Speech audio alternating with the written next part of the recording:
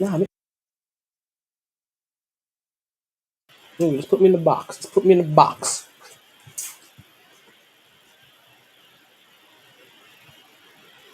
All right. Podbean is ready. Instagram is ready. Facebook and most other places already.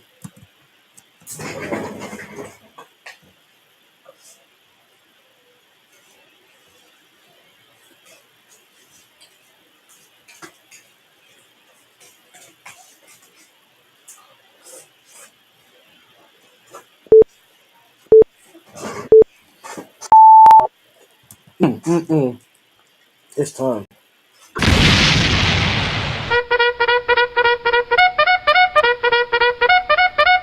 MyT.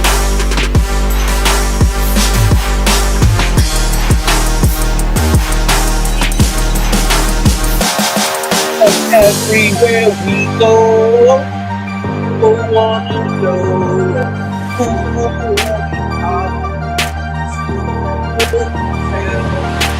this is the mind, everywhere we go, people wanna know who we are. Oh, we tell them this is the mighty sports podcast.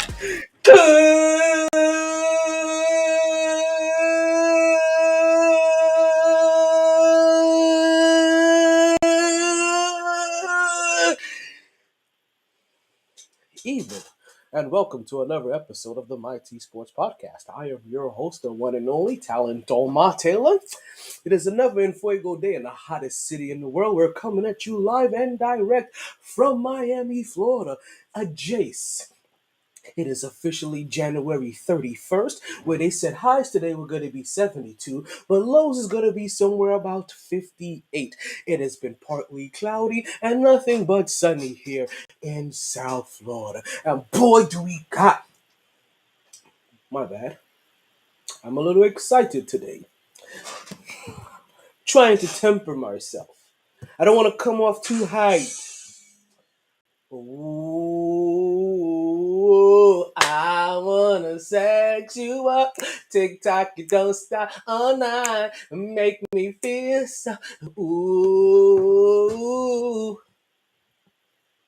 I'm in a good mood. In case you guys can't. I ate dinner right before we came on. Salmon. Yeah, nice big juicy piece of salmon.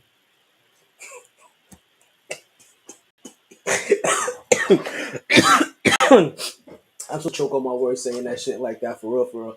I know somebody is somewhere losing their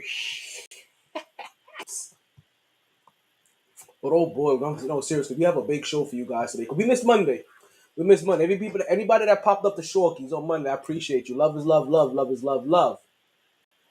But for anybody that popped up on Shorkies on Monday, you saw the condition I was in. You saw the state that I was in. We talked, we yapped, we talked. I mean, we didn't have a good time. I should have played some music though. If I was going to do a podcast, I should have done that at least. And that'll be my go-to from here on out. If I'm at Shorkies and I don't do a podcast, then we just playing music for hours. Gotta keep that vibe going.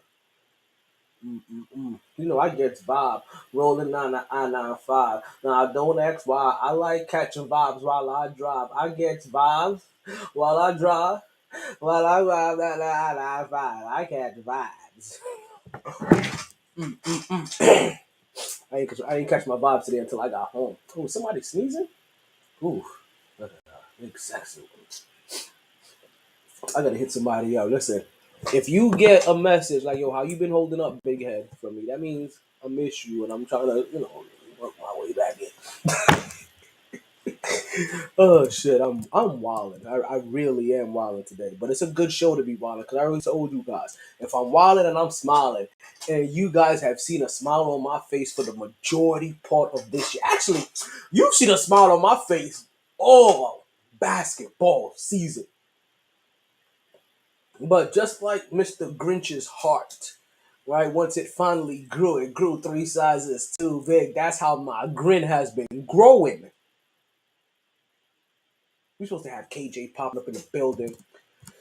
You know, Chill Will always pops up on Podbean through the Podbean. Now, where a lot of you guys can call in. You know, let me go ahead and get that up there for you guys, right? I'm gonna put my link tree on there on the video, so that what you guys can do, you can click on the link tree, and you can get to the Podbean app, and through there you'll be able to call into the show. Actually, you know what? I'm not gonna put the link tree on the top. What I'm gonna do for my veterans, I'm gonna leave that up. I'm gonna leave that. I'm gonna leave that one up there all day for you guys, right? And anytime that you want, you can go ahead and click that little link right there. That'll allow you to go ahead and get some free tickets from local organizations in your area. Vettix.org. Go ahead and click on that. For real, for real. Because there for all you veterans or you first responders, no cops allowed. Yo, I'm sorry. I be taking shots at cops the way they be taking random shots at innocent black people. But hey,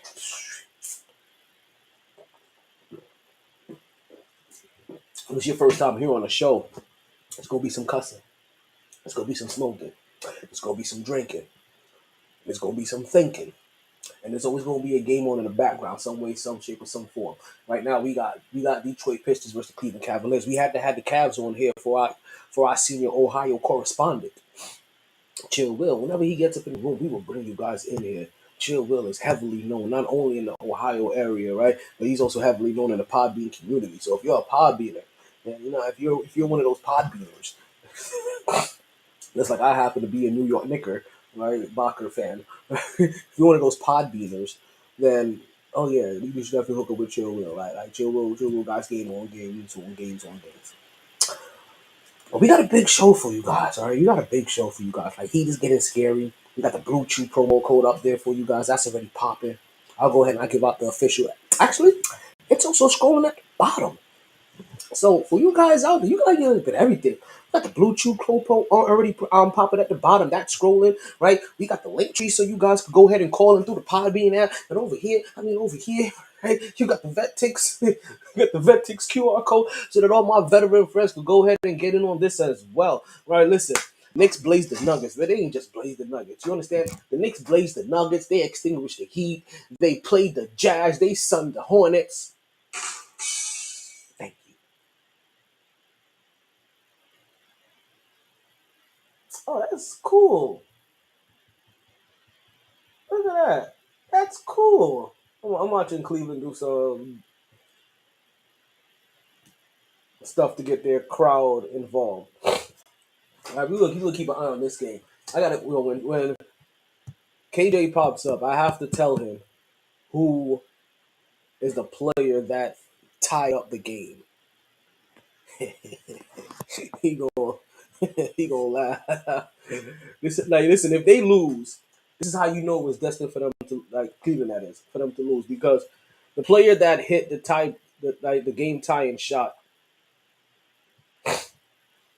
you got to think to yourself like, well, damn, I didn't even know he was still in the league, but he is.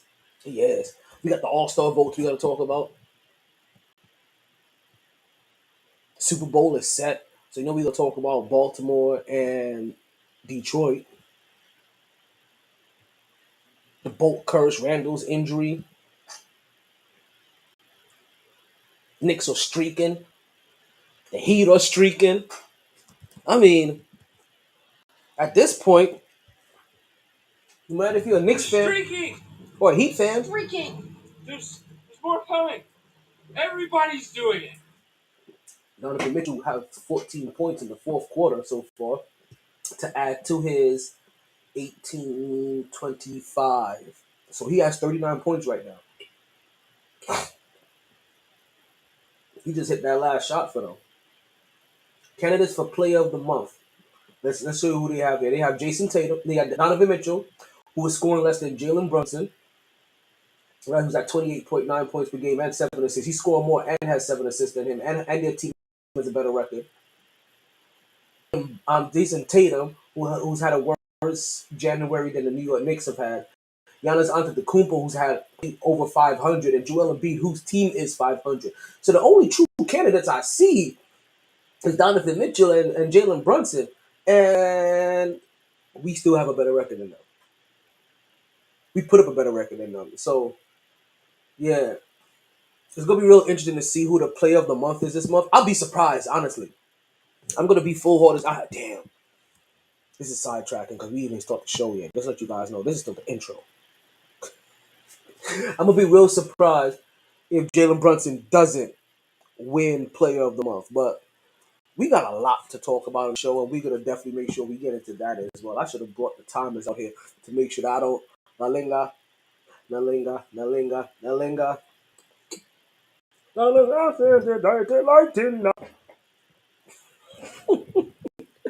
Listen, we have all that and more to get into right here on the MyT Sports Podcast. But you know what we say on the show? Regardless of the time, and regardless... They are who we thought they were. Now, if you want to crown them, then crown their ass. But they are who we thought they were. And we let them off the... That sounds familiar right now, don't it? Don't it? But regardless of the time, it's 9:12. The show's 8:07. Regardless of the weather, it's always a blast on the MyT Sports Podcast. So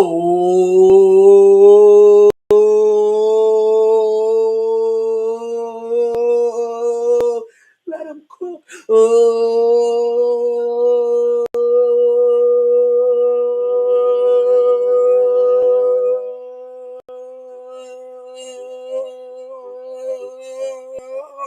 Let's start talking. Woo! That's a full breath. Back at it like a sports fanatic. MyT Sports. MyT! Facts.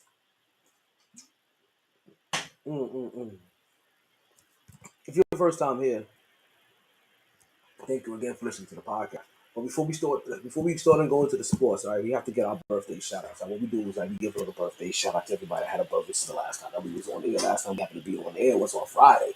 So we got to cover from the 27th to right now. That's about 4 or 5 days of birthdays. But ironically, when I looked at it, the only person that had a birthday was Shayna. So we only got to cover her for today. I know that kind of went kind of fast, but this is the MyT Sports Podcast. When I say that we blast at the speed of light. So you make sure you light your souls up one time so that you can catch everything I'm saying, because this show is going to be dynamite!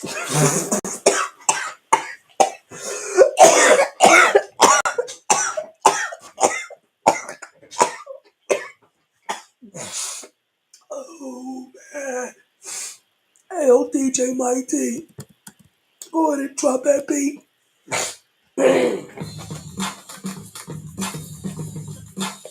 Ooh. Because it goes like, yeah, it's your birthday. I'm gonna pause. I'm gonna bring that back. I'm gonna bring that back.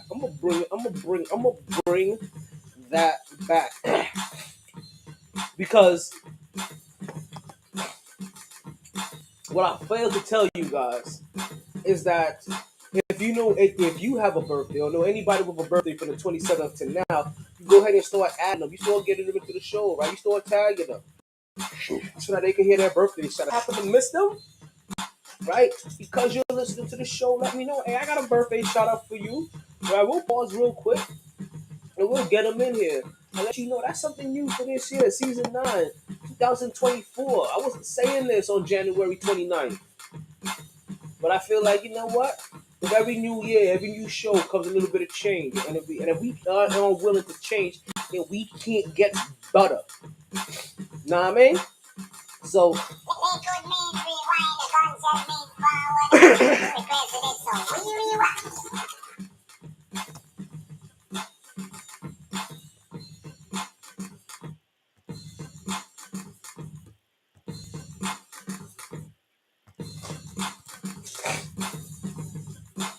right? Because yeah, it's your birthday. We said it's your birthday.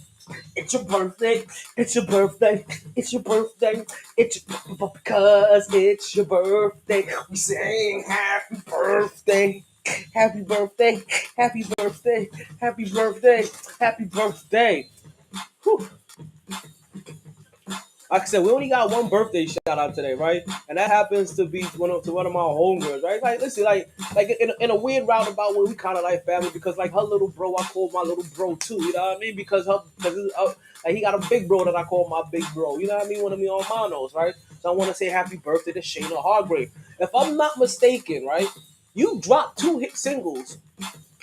Go say happy birthday to the hubby, right? Tell him bless it. Right, but if I'm not mistaken, you dropped 2 hit singles already, right? So always give your little ones a big squeezy from Uncle MyT or chocolate. You know what I mean? You go on endless amounts of lorta. Yo, that's one of those ones like IKYK. If you know, you know. You ever say that? Okay, you know what? I'm gonna have to put this down. I'm gonna have to put this down. I am wilding and it's way too early wilding, right? So to Shayna, I want to wish you a happy birthday. We hope you party hard. You enjoy everything, regret nothing. But more importantly, right? Every once in a while, you gotta go wild. You flex on these holes. You continue to stay. MyT. Mm, mm, mm, mm. Okay, y'all gotta stop. Y'all gotta start fucking with Diddy. So we would play fight undercovers like we were brothers. Like y'all really going too far because this is let me know that some of y'all are growing up too rich. Because I feel like if you grew up in my era, then you, your cousins, your brothers, sometimes shit a bed, right? And y'all would literally play fight. Like, you know what I'm talking about? Like, pss, pss, pss, pss, pss. What the hell? But you know, he flipped it for sure. Like, yeah. Y'all trying to flip that bar suddenly to make it sound grotesque. It's really pissing me off. Because I'm gonna say this again. Until you start questioning every single party that happened at the Playboy Mansion and start questioning every single person that partied at the Playboy Mansion, I don't want to hear nothing about the puffy parties. You heard me? That's fugazi. Like y'all just love stirring up controversy. Really, what it is, y'all just really like I'm putting a black man down when he's on one of his highest. That's what it is. That's what y'all trying to do. But like I said, y'all did it when we were having a tour and do a race then. Yeah, the society just wasn't openly sexual, and they were trying to shut him down for pushing smut. So I'm pretty sure that there's a lot of people that still are cut from that same cloth that don't like smut being peddled, right? And trying to come after him in a different way because you have to be creative. You can't just be like, yo, Puffy's having a party and they having sex. Nah, you got to start making it look grotesque and start talking about all this other ish. And all that other ish don't matter to us because, like I said, until you start telling me that you care about the Hugh Hefner parties, the Playboy Mansion parties, I don't care about Puffy parties. Take that bad boy for life. We ain't go with nowhere. We ain't go nowhere. You can't be stopped, y'all, because we bad boys for life. Because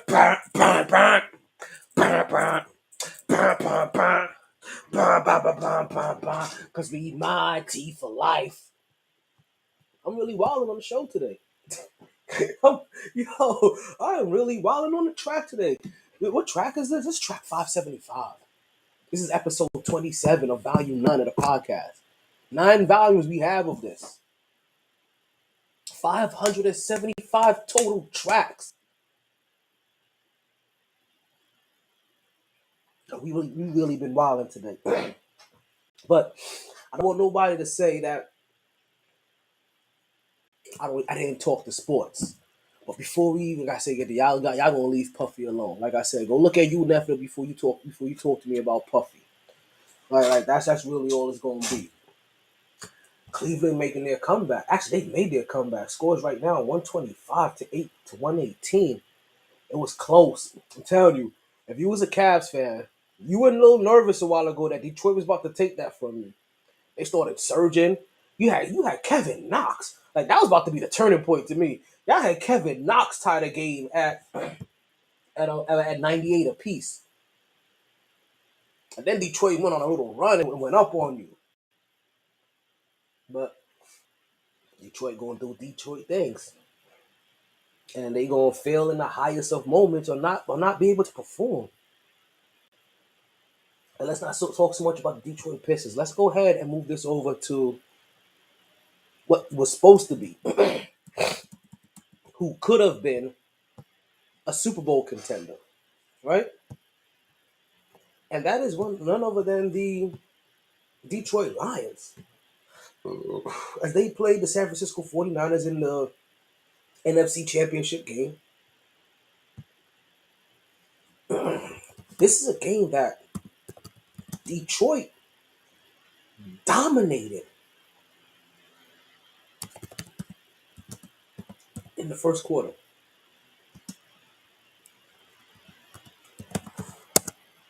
Played extremely convincing in the second quarter. But started doing head-scratching things.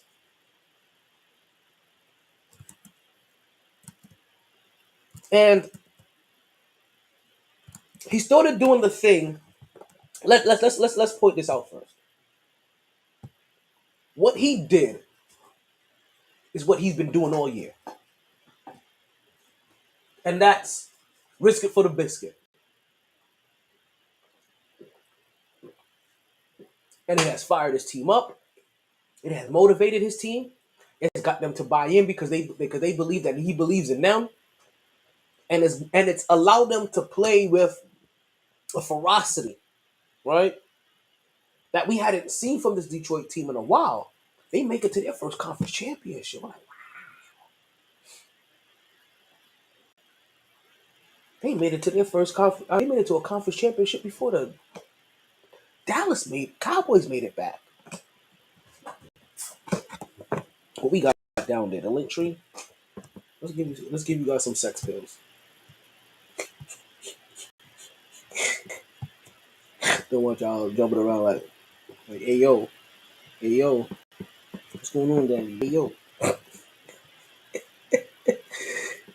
But okay,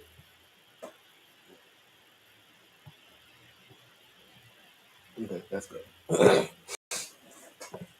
All-Star Bigs debate. I'll get into that a little bit later. The weed and my alcohol starting to leak. They're having a nice little party. They like to mellow out. I love you, Mary Jane. Right, so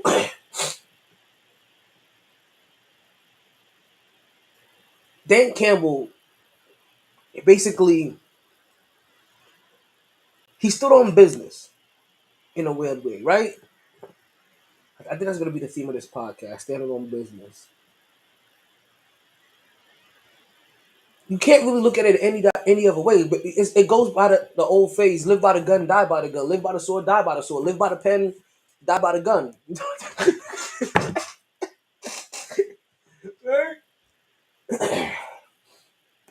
So he lost by standing on business. It's just that it was poor business at this point. What Dan Campbell did was go for it on 4th and 1. Go for it on 4th down consistently. And pass up easy field goal attempts. So he makes you wonder. Nick, is the man retarded? No, but you're a sly one, Mr. Grinch. Okay, Cunningham's taking the ball up. They down by 7. There's no way. I don't see Detroit coming back there. See, they should have tried to get a better shot already. You should have. Nope, and they turned it over. Bums. Stop. In a weird way, you makes you wonder about it because it's one of those things is that it's good for the regular season. It's kind of bad business in the playoffs because more so than ever, you have to take every point that counts in the playoffs.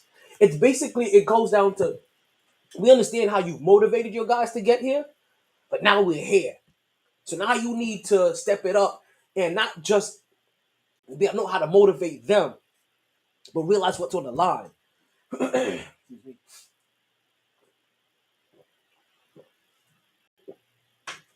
And what he did is that he passed up field goal after field goal after field goal. And what ultimately happened is that his team loses by 3 points. And you can look to any field goal opportunity that he had, and I'm like, damn, you passed that up. Because you want to go for it on 4th down, which, yes and no, right? Because we've seen what happens when it's Tom Brady and Patrick Mahomes, where they basically play, and I've talked about this before, they basically play 4-down football. But that's until they get in scoring position. Basically, they're trying never not to punt. They're not trying to not come out of a possession without scoring. Not a touchdown without scoring. So I get it. Like, he stood on business, right? Like that's what you guys like to see, right? Stay on business. Well, he stood on business, and business got your butt booted from your first Super Bowl. Do I got a Booyaka shot? No, I got a different one. Dig up. So you can stand on business. You have to understand when your business is bad. I don't know if you heard, but I'll give you a quick recap. So, business got you here, right? Got you to the playoffs. But you have to understand when it comes to the playoffs, because the business that you incorporated also help really motivate your team. Understand that your guys have that make you understand people that, hey, you have faith in us. You know, we'll go that extra mile for you. But now you have to realize what positions you're in now. Bad business is having scoring opportunities and passing it up. Especially in the playoffs, when every point matters. So I can understand playing 4-down football because that's what we. That's what you're talking about. Okay. I was like, all right, what did I just jump into? So oh shit, I'm gonna start in. no, it's okay. This is the first topic. I had to get the football out of the way first, so I don't be irresponsible. Because once we switch topics, I don't know if we can get back on track, like at all, to anything else but that. And it almost happened in the beginning of the show because they were showing me Player of the Month candidates, and I was playing the Cleveland game. Mm-hmm. You know, and shout out to our senior Ohio correspondent. Ooh, red background. Oh yeah. So it's murder today. Yeah, I'm talking about the right. That's a lion's roar. That's how they started, and then they sounded like regular cats in the second half. Meow. So, like I said, so what I just said, like, I can understand when Patrick Mahomes and Tom Brady, we've seen them play 4-down football, meaning that we refuse to punt. Means that you're gonna have to guard them for 4 downs damn near every time, but they don't pass up scoring opportunities. Basically, the agenda is you score every single time you go down the field, whether by field goal or by touchdown. That's keeping you. You want to all gas, no break? That's all gas. You know what it is when you go on 4th. That's a little bit of break. That's a pump fake. I'm sorry. I'm sorry. You didn't break, but you damn near decelerated. You definitely decelerated. I disagree. Only reason is because, and it's the same thing where I think why low key the Ravens are catching grief, because I can respect Detroit because they stay true to who they are. Well, yeah, they stood on business. They stood on their business. They stand true to who they were, which is going for it. Because I saw the number. They were 20 for 25 going for it on 4th down this entire year, and I think they only had one miss between the range of 4th and 3 or shorter all year. And another thing I also heard is in regard to the players is, you know, it's like because someone had said, I think it was even Ryan Clark, he said, well, damn, we've been doing this all year. Now we get here. You don't trust us or whatnot. Now, granted, on one of the 4th downs, someone showed why you shouldn't have trusted y'all because you should have caught that pass. You should have caught because that's another reason why I'm not too hard on Dan Campbell because one of the plays should have flat out worked. It did flat out work. The guy just $10 million play, 10-cent result. Because the guy dropped it. My keyboard. Flat out dropped it. The second 4th down, that was a tougher spot because for one, by that point, San Francisco had turned it around. I mean, it's just Miami may stop. We can't watch that one. uh-oh. We're streaking. Who's streaking? There's more coming. Negative way. Everybody's doing it.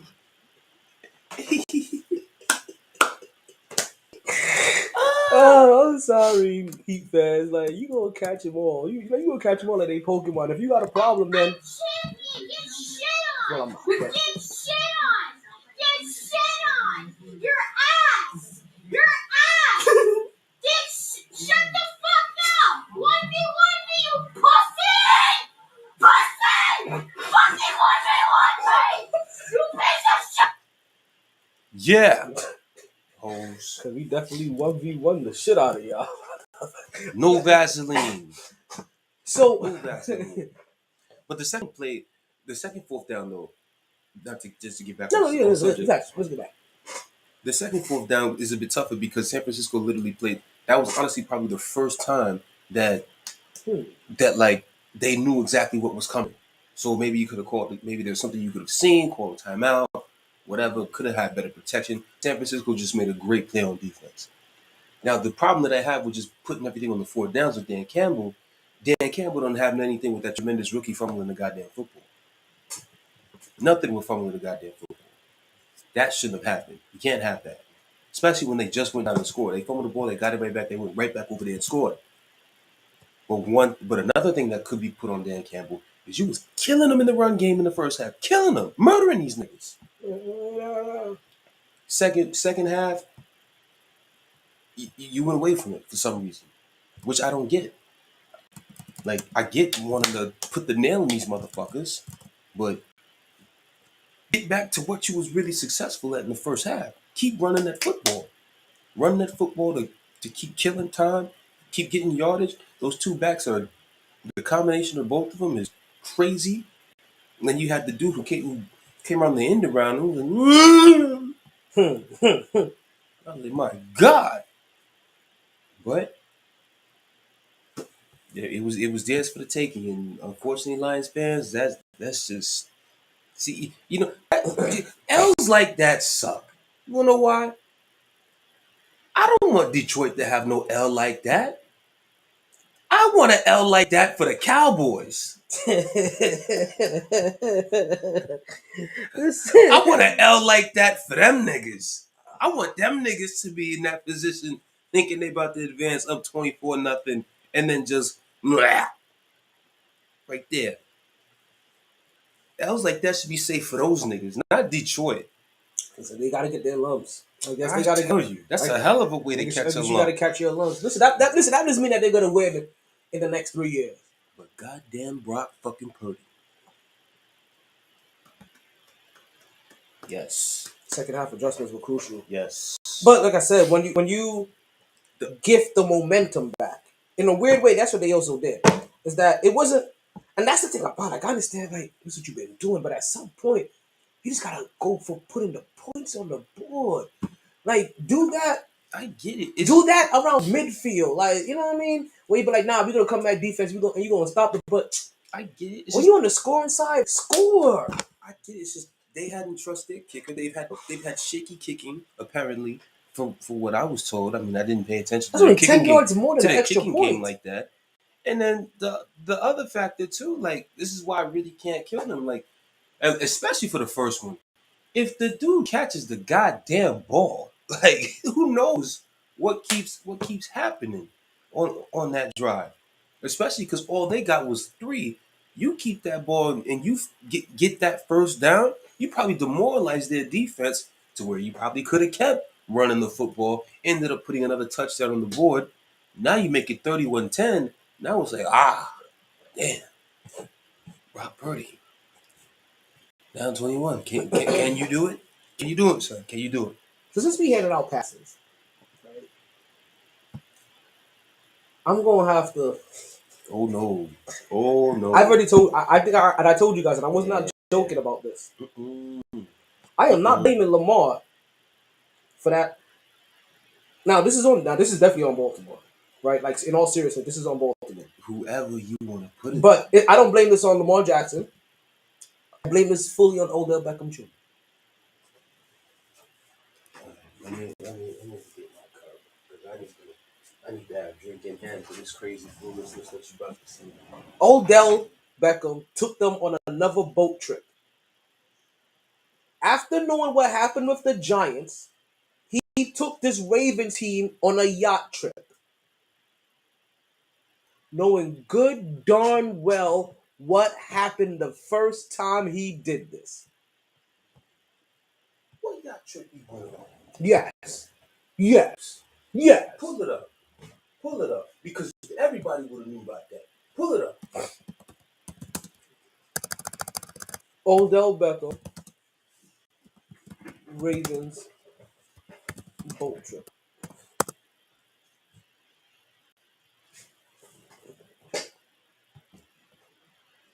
Let's see. Odell Beckham picture. You visited Going viral about Odell Beckham yacht plan is fake. Oh. Fake. The only thing talking about boat was he had his deepest regret about that boat in see?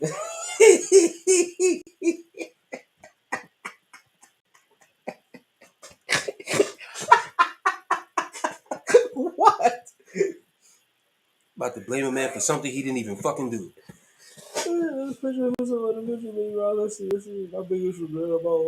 They choked.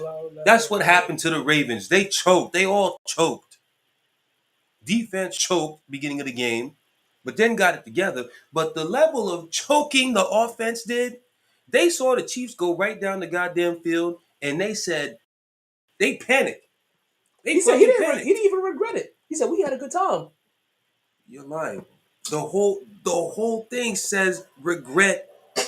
Not that I went. I said not that I went and had a good time on New Year's. Is that I put myself in a situation where the story could be used to create a distraction. In terms of what's really going on. So he doesn't regret going and having a good time. He doesn't regret that we went. My biggest regret about it all is the incident allowed that to happen. My biggest regret. There's still regret about all of that. Regardless, it's something that happened in 2016. We're in 2024. That to happen. We're in 2024. We're in 2024. He should have. We're in 2024. He should have took this team on a boat We're on trip. 2024. We're in 2024, not 2016. Thank you. Okay, so let's go ahead. So find a new person to blame. Oh, then I blame Jim Harbaugh. Todd Monken. What? Exactly, the offensive coordinator. Both of them, they choked. Oh, yeah. They choked. They saw the Chiefs go right down the goddamn field 2 times and thought, oh my God, we got to change our whole game plan. Lamar, throw. We got to get in the shootout with these motherfuckers. No. Because when has Lamar ever been successful passing 50 times and running 6? How many times you ran? Like 6? 6 total runs by the running backs. Well, it's supposed to be a running physical team. So if you're... That's a choke job. And you know what's so funny? You deviated from what you do best. They literally talked about how this happened last week to Buffalo. About how somehow they switched up their plan and Baltimore comes in and is like, you know what? We can do better. We can switch up our plan and make it work. Like, what the fuck? Stick to... Because that's even how you beat them the first time.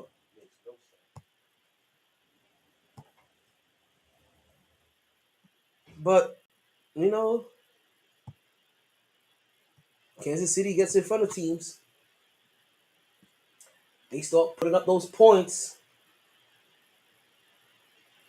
Taylor Swift starts dancing. And next thing you know, Everybody is nervous. Everybody got tight buttholes.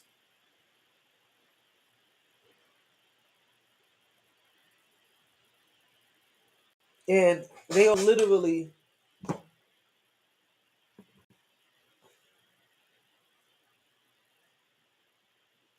between the head coach and the offensive. And that's the thing about it. At some point in time, you as a head coach, you don't get the game plan a little. Like, yo, I got to fire game. No, I'm gonna wait till KJ comes in because, like this baffles me. How does this get past your head coach? How do you, as a head coach, allow a game plan to come across your table, or across your wire, across the board, and it says, "Yeah, we gonna run like we're not even gonna run the ball. We gonna trick them, right? We gonna catch them off guard. We gonna trick them. We gonna pass 50 times." How does that come across your wire as the head coach, and you be like, "Yeah, I don't think that's such a good idea. I think we need to use Lamar Jackson to his best abilities the most, and let's see if we can get ourselves 30 to 40 runs between our quarterback and running backs." Especially once you saw that after those 2 drives that the defense calmed down. They had the first 2 drives touchdown, so I get the slight panic. But once you realize, okay, the defense is settling in. Okay, we can go back to what we do. To what we do. And you have time to do what you do. Exactly. It's But a also- long game. Long game. But also, can I tell you, Damn Lamar it, man. Jackson also made it they also made it a little bit too bright for him, because there were times when we're watching him and yeah, I don't think you have a malfunction.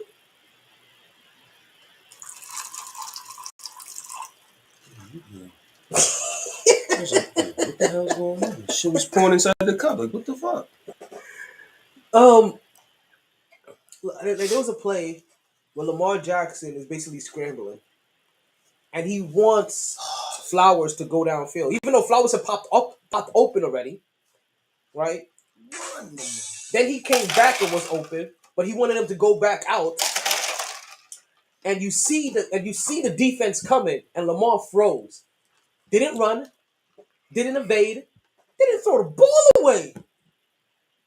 B, how many times? Because I know you had to. Because I know I had to. Run! How many? I'm at the ball. Especially on that play too. I'm at the ball. Like, yo, run! You have all that space. So I'm gonna have to hear Lamar Jackson had a twin meniscus in that game for you guys not to have ran him. I'm gonna need to hear that he gets a scope in the off season. There was some type of knee or leg surgery that Because he needed to take place. even him not taking the opportunities. Like I said, on that play where he wanted Flowers to go, I'm like, yo, that was I think you only needed like 3 yards. That was crazy. You could have just ran for that. That was crazy. And he's over there, and I'm like, patting. It's like, dude, I don't get it. like, B, you have nothing to prove. Just find a way to win the game. Yeah, so find a way to win the game, my nigga. So when fuck all that trying to stand back there, pat, like you Patrick or Brady or Manning. Fuck all that. Fuck. Run.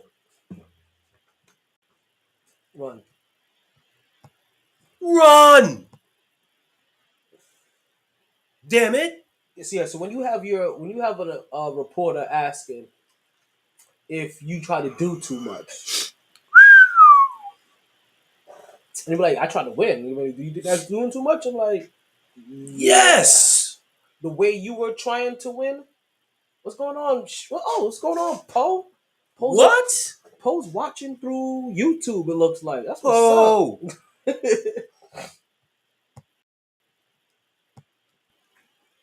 We see you, Poe. Welcome. We missed you last time when you was on Podbean, but we saw that you was there. We saw it afterwards. We saw all your responses. We read them. We see you seeing us see you. Yeah. What's going on? How's the little one? It's been a while now. Yeah, I need photos. Like that little one should be running by now. Damn near talking. Damn, we're talking. Should be past terrible twos. Should be. I'm Should fucking be like past. 6 now? Should be past terrible twos. I hope she passed. I hope they passed terrible twos. Oh my god, she's 2. Oh God, And terrible twos. 2 and sassy. Ah. Ah. Oh. That's funny. Listen, man, I'd be like, you little motherfucker. I can't put my hands on you just yet. flick But him in the forehead. I'm telling y'all, flick them knuckles. Like catch him where it hurts. like, ooh. I have raised every little person on flicks. The amount of times I told my nieces and Come get nephews. her uncle. Listen, The amount of times I told my nieces and nephews, be like, yo, it's only because you little. I can't do it to you yet. But you keep it up. Wait till you get of age. Right upside your head. Let's go find the good. Let's go join the good folks on ESPN so we can watch what they watch. Ah, the good folk. The good folk, them. I gotta watch that movie, Underdogs. I keep saying, see, just certain movies, but I feel like I need to watch because it's gonna have too many cultural references. Of course. But it's also part of me like I don't know if I want to watch that. It don't look that entertaining. Like it, It's like the nigga Bad News Bears. you know. But So I have to watch it. yeah. So when Porter asks if you do too much, maybe you do a little too much. Like, but also, can I like in both instances, right? I'm looking at Lamar and I'm flabbergasted. Like I'm just surprised at this whole entire game I plan. was stunned. But in Detroit, it was almost that. Both teams should have been running the ball more. I'm also looking at Detroit too. I remember there were people that actually thought that game was over, and in both at halftime, and in both scenarios, I'm watching both games as if I'm watching Tom Brady or Peyton Manning, guys like that in the playoffs down hurt early. I'm like, this ain't over. This ain't over yet. San Francisco has been here before. And they're like, yo, we did all this bitching and complaining and crying to get our asses whooped at home to Detroit? Like exactly. That's like losing to the Detroit Pistons. Like I'm sorry, it's your first time here. You don't want to be that team. At the end of the day, Detroit Lions, you showed us why you're still the Detroit Lions. Detroit Lions. Detroit. Motherfucker. But I'm over here looking at these people that, because I'm not even surprised. I'm looking at these people and I'm wondering, how do you think this game is over when this is San Francisco 49ers? As if we ain't talking about Shanahan like he ain't one of the best coaches out here. Like we ain't talking about him like this is the third quarterback he's bringing to the Super Bowl. And had it been over, then shame on San Francisco. They would have got dragged that they lost that game. Drugged. Oh my God. Shanahan, I was ready to cook you if you lost that shit. We're talking about down the street. Mike McCarthy type dragging if you would have lost that game like that. Throw rotten fruit at you yelling shame. Shame. Shame. Just like Game of Thrones. Shame. Yes. Yes. Shame. Like that. Shame. Debo, you talking that greasy stuff about CJ Gardner and you lose like that? Shame. It would have been bad. It would have been real bad. But I didn't think that game was over because San Francisco defense, y'all been bullying people all year. Because you know this. The theme that I had said all year, front runners. That shit was running through my head at halftime. I said, oh no. I know 49ers not about to do the classic front runner shit. They did this shit against Baltimore when they were smacking people. Shit, 49ers literally made 2 NFL teams quit the rest of the year. Let's get that out the way. They made the Eagles and Jaguars quit how bad they whooped them. Those 2 teams. They quit. Look at the rest of their games rest of the year, how many wins they got after them. Philly never came back after that. Philly never recovered after that ass whooping. Oh my God. To the playoffs and lost. First round. Wow. I'm still shocked from that. Psychological mindfuck. Honestly, it'll be a long time before the Eagles beat the 49ers again. That's the type of mindfuck that they got that day. For real. In December. Emotional damage. Yeah. Yeah. That's what that was. That was some emotional damage. Word up. Word up. Cali would be all alone. But Cali would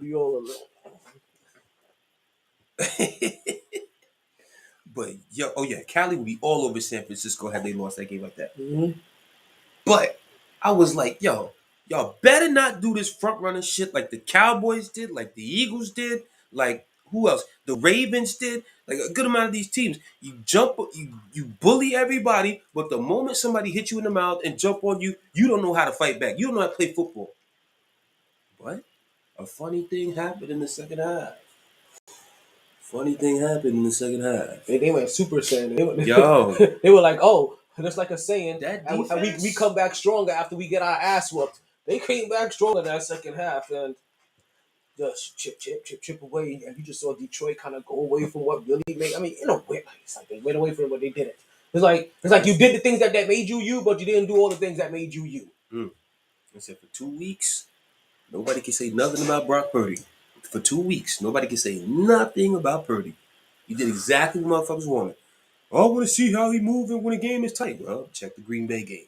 If he did that, I want to see how he played down multiple scores. Well, check the NFC Championship game. He did that. He didn't just do it. He did it in the biggest moments when it mattered the most. Like literally, season on the line shit. We don't go Season home. on the line shit. We lose without. Not like, oh, we're just sad for a week. Oh, there's another game next week. Have a short memory. Nope. You got to think about this for the rest of the year. Word. 13 of 16, 167 yards and a touchdown in the second half? Woo! Yeah, that was Purdy. It don't get no better than that. It don't get no purdier. Nope, not at all. Not at all. Kansas, same like I said, That's how you step up in a big game. Lamar, I love you, but yo, come on, man. So now we looking at Patrick Mahomes and Travis Kelce as the best wide receiver quarterback combination as he passes Jerry Rice for the most yards, touchdowns, everything. They have officially entered that realm of I don't care who they're playing. Until you do it, I'm picking them. 6 straight wins. Six straight AFC Championship appearances. I don't care. I thought it was the Bill. NFL was literally teetering it up as if it was the Bills' year.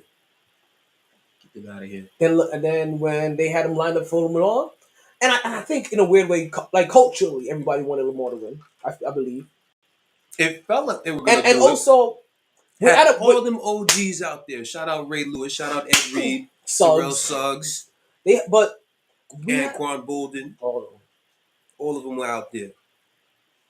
And then Patrick said, "Fuck that." Did you forget? Right down the field. What my nickname is? Your end zone is Mahomes. That's where he lives. Come on, man. But again, you saw into that realm. This championship just unbeatable pedigree. Because right now I feel like we're watching Brady and Manning again, right? Like and well, not Brady. Yeah, like when I'm watching, it's like I'm watching Tom Brady again. It's like I'm watching like these guys again. Just come back here because the real Brady Manning is when Joe Burrow gets healthy again. Because that's the only one that's been able to beat the people. So that Josh Allen shit, that's dead. Lamar, love you, but that's dead. The only one I've seen do it is Burrow. And it's not like it was just one win. Been a few of them. Consistently. So I'm saying that's the real Brady Manning. So now we got a sea of red for the Super Bowl. We got San Francisco versus Kansas City. Yep, I know who I'm picking. Kansas City. Yep. So until we see it done. Sorry, San Francisco. Sorry. Until we see it done. I picked the other two teams the last 2 weeks when I thought it was okay. There's no way. It's not. They're done. What you sipping on? Let me taste that. Little twisted tea. I don't think I've ever had twisted tea. Make sure I don't do what it did to you.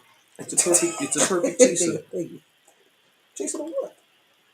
There was a little bit of Ray left and his nephew. Probably little tiny swig left. It's like iced tea with a little kick, a little spike. So we get Kansas City, we get San Francisco. We'll talk about. We got a couple more weeks to really talk about. Yeah, we got time to dissect that shit because we've only been on for about an hour, and we're gonna do like a 2-hour show today. It's gonna be super long. So, but to watch Kansas City do this, the only thing I can say is that I'm just glad that I can enjoy the Super Bowl again. It's been 20 years. I haven't been able to enjoy the playoffs, the Super Bowl, none of it.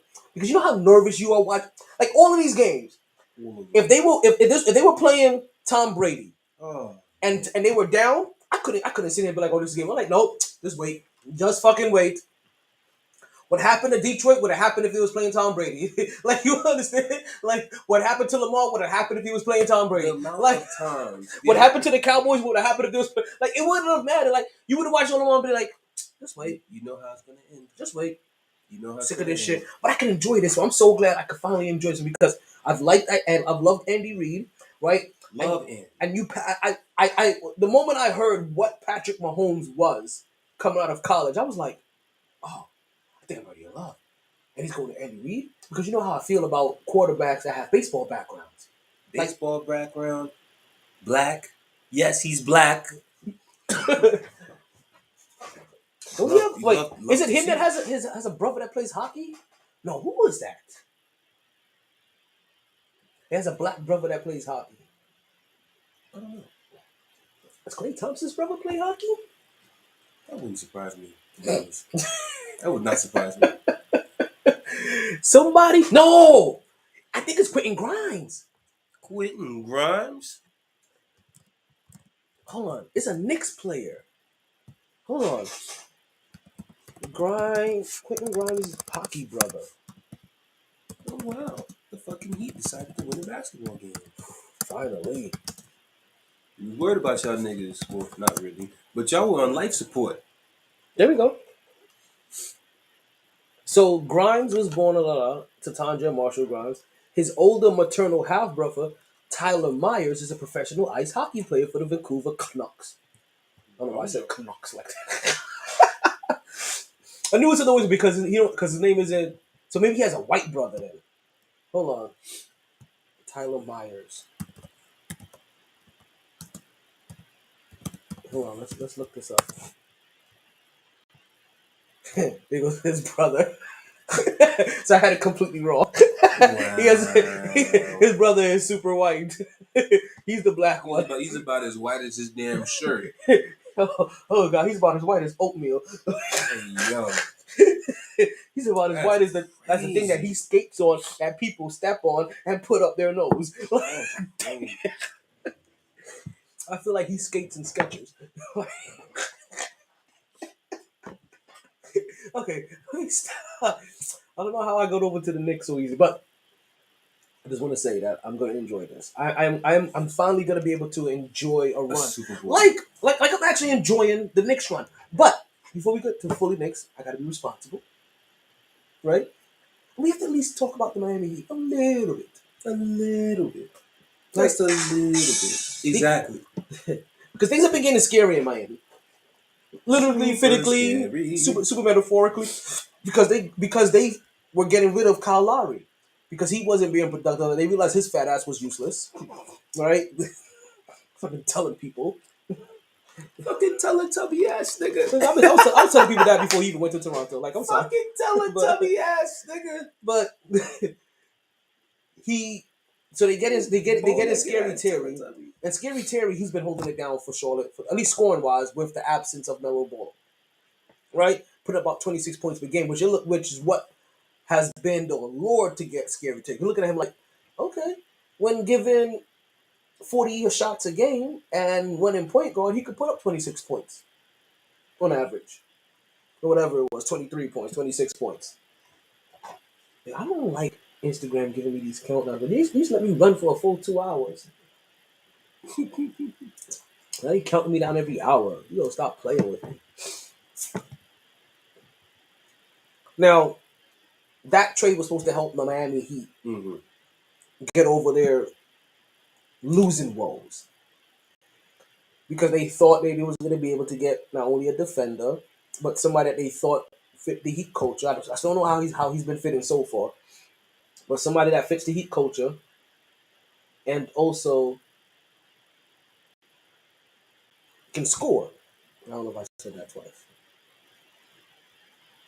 Unfortunately, that wasn't quite the case. Getting Scary Terry didn't help much. It didn't pay off until tonight, and we got to see how that game went. It sure didn't pay off when Boston came in there and tapped that ass and gave you the shit raw, no Vaseline. It didn't help you when you came up to New York two days later thinking shit was still sweet. Exactly. And got that ass doubled up, no Vaseline. Had to take up Boston sloppy seconds on your bitch asses. So when I say things are getting scary in Miami, because not only did they get Jason Scary Terry, right? Not Jason Terry.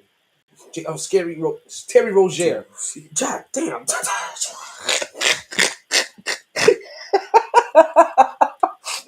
Yo, that glitch.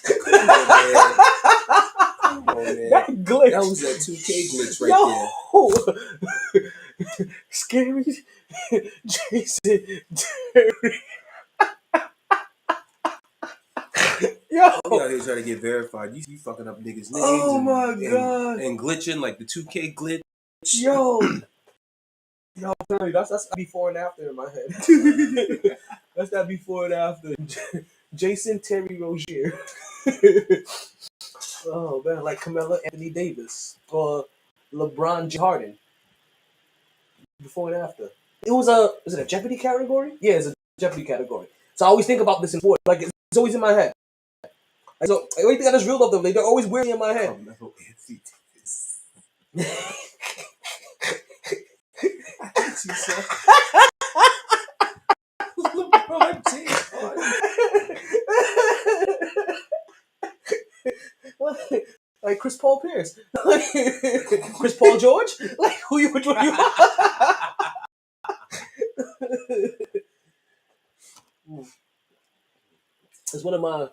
it's one of these little words, before and after associated things like that. They're always in there. And then because there's not a lot of them, like you have to kind of dig. You have to really, really. But trust me, that's something that Jason, Scary Terry, Rozier, like that one just flowed, like it was waiting for me to say it, and it was like, "Yo, you haven't said this yet. Like, get out."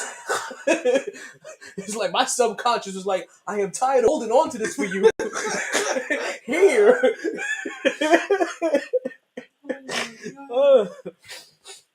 I'm sorry. That's what happens when you love words almost as much as you love. Give me that. Oh man. So Miami Heat. Do I want to go straight fuego? Let's see what this one is. No, that one's straight. Nah. No, get the fuck out of here. Get the fuck out of here. Okay, here we go. Let's get back there. Cause I'm right in the big city. There we go. There we go. Oh man. So it's weird because we just beat the Hornets, right? Beat some of the shit out of them. Badly. Kyle Lowry goes to the Hornets. I've been saying one thing about the Hornets for a while now. They need an adult in the room. They got an adult. They bought out the adult. And you wonder why your team can't get right. Not for nothing. There's decent talent on that team. I would have forced somebody to give me something for him.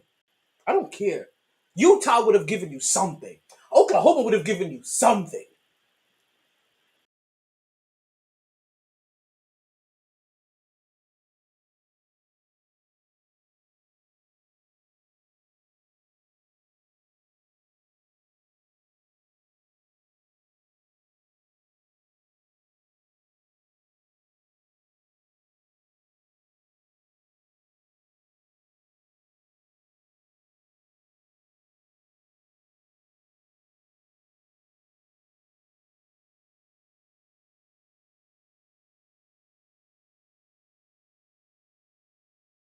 On. Some shit is going on. What the fuck is going on? Am I losing volume? Malfunctions. I'm losing something. Malfunction. I'm losing video.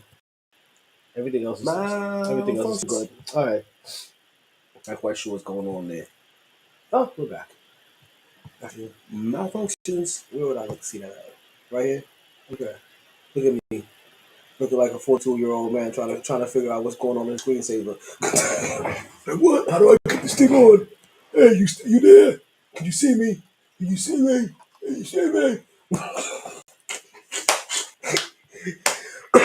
But one thing I was saying about them is that they should get the adult in the room and they get rid of the adult. I really chilling in NOLA. Nice. If I knew you was going to NOLA, I would have made sure I gave you all my beads before you left. But never mind. I forgot. You're a married man now. I can't be saying this kind of shit. Congratulations.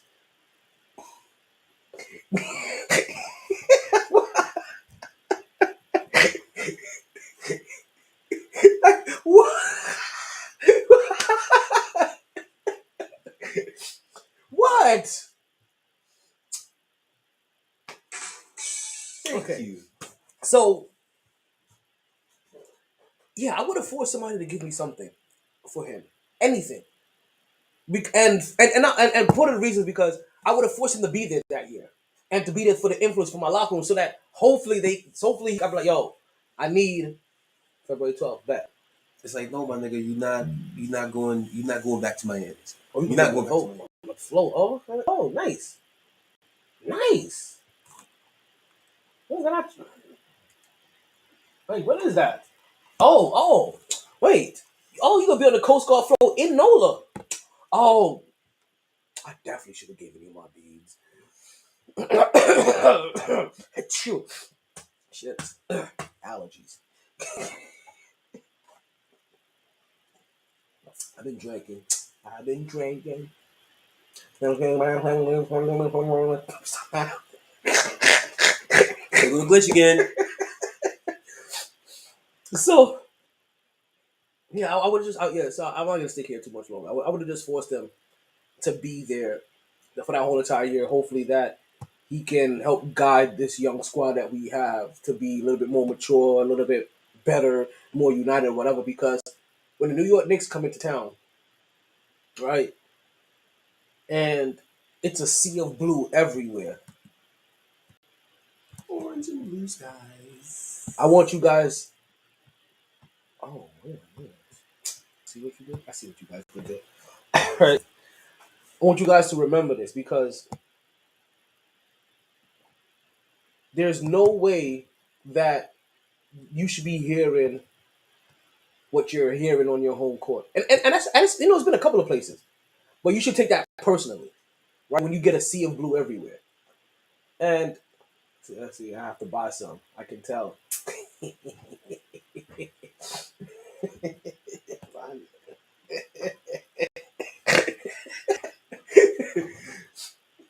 You know what? You You know what? you're a special guy. While we're here on the topic, you know what? Let me tell you guys about Blue Chew. When's Blue Chew you ask? Blue Chew, this happens to be a little blue pill that can get you back your throat. All you have to do is open up a packet, head straight to the sack. There's a few chews before you. I feel like Jalen Brunson has been a blue chew for the Knicks. Just a few chews before you do. It has the same active ingredients as Viagra and Cialis, so this is one opportunity that you just can't miss. For a very low cost, you can beat it up like a boss, and she will love how you come through like a champ when you blue chew in advance. And if you use my promo code of GSSS, you can get your first order of Blue Chew for free. We're talking like you're stealing candy out the corner store for you. Like free. All you gotta do is pay for shipping and handling. Go on there, use my promo code of GSSS. If you're watching, you can go ahead and click on the QR code right there. Same thing. First order of Blue Chew for free. It comes in discreet packaging. Nobody knows. So nobody has to know about the troubles that you're going through. You know what I mean? No, you just get and you don't even have to be going through any troubles. I had somebody hitting me up every day. It's like, hey man, you got any more of them Blue Chews? And I was like, I got the promo code. But I also forgot to let him know I was gonna be at the podcast on Monday, and he could come try to win some during MyT trivia every Monday at Sharky's. So that way that night he could have went home and yeah. Exactly. And then he could have been on whatever style he wanted to, whether it was doggy style, boring ass missionary style, eye connecting missionary style, I want to whisper in your ear missionary style, I love you missionary style. I only got two. Wait for the punchline. I only got 2 inches missionary style. Or if you want to go long stroke back shot style, if you want to go doggy style, you want to go long stroke jackhammer style, if you want her to ride you Amazon style. I'm just saying. You have to be mentally prepared to secure your manhood. To have your chick, I'm Amazon style. But I'm telling you. Whew. Oh Lord of mercy. But regardless Lord, of or if you build and you kind of strong and you can bench 350, then you take her froggy style. You know, shout out to baby boy. You know what I mean? Ribbit. But she can kiss your frog and turn you into a prince too when it comes to Blue Chew. So it doesn't matter how you like to do your do. Whether it's like LL Cool J, you're doing it and doing it and doing it well. You're like all like Nicole Richie's father, right? where he was doing it all night long when he made her, right? They have a Blue Chew for you. Like I said, it's not about what you need. It's about how you can succeed. Right, you want to make sure that you can do all the things that you said that you was doing in those DMs. Blue Chew is for you. You want to make sure whiskey dick never happens to never hit you again. Never. Blue Chew is for you. You just want to put your dick on steroids? Blue Chew is for you. Valentine's Day is right around the corner. You understand? If you understand if you want to take her in 70 positions in 17 minutes, or make sure she nuts 14 times for February 14th. Blue Chew is for both of you. But you're gonna take it because it's doctor recommended for men and men only. Natural men that were born with penises. Yes. Sorry, this just won't work for you. But you can still take one and then put on your biggest strap and be like, oh look, girl, and made it like have a regular strap, right? That you show her, right? And then take a Bluetooth, and then when she turn her back, like you have the bigger strap, I'm like, oh my god, look what it is, my meat swelled, right?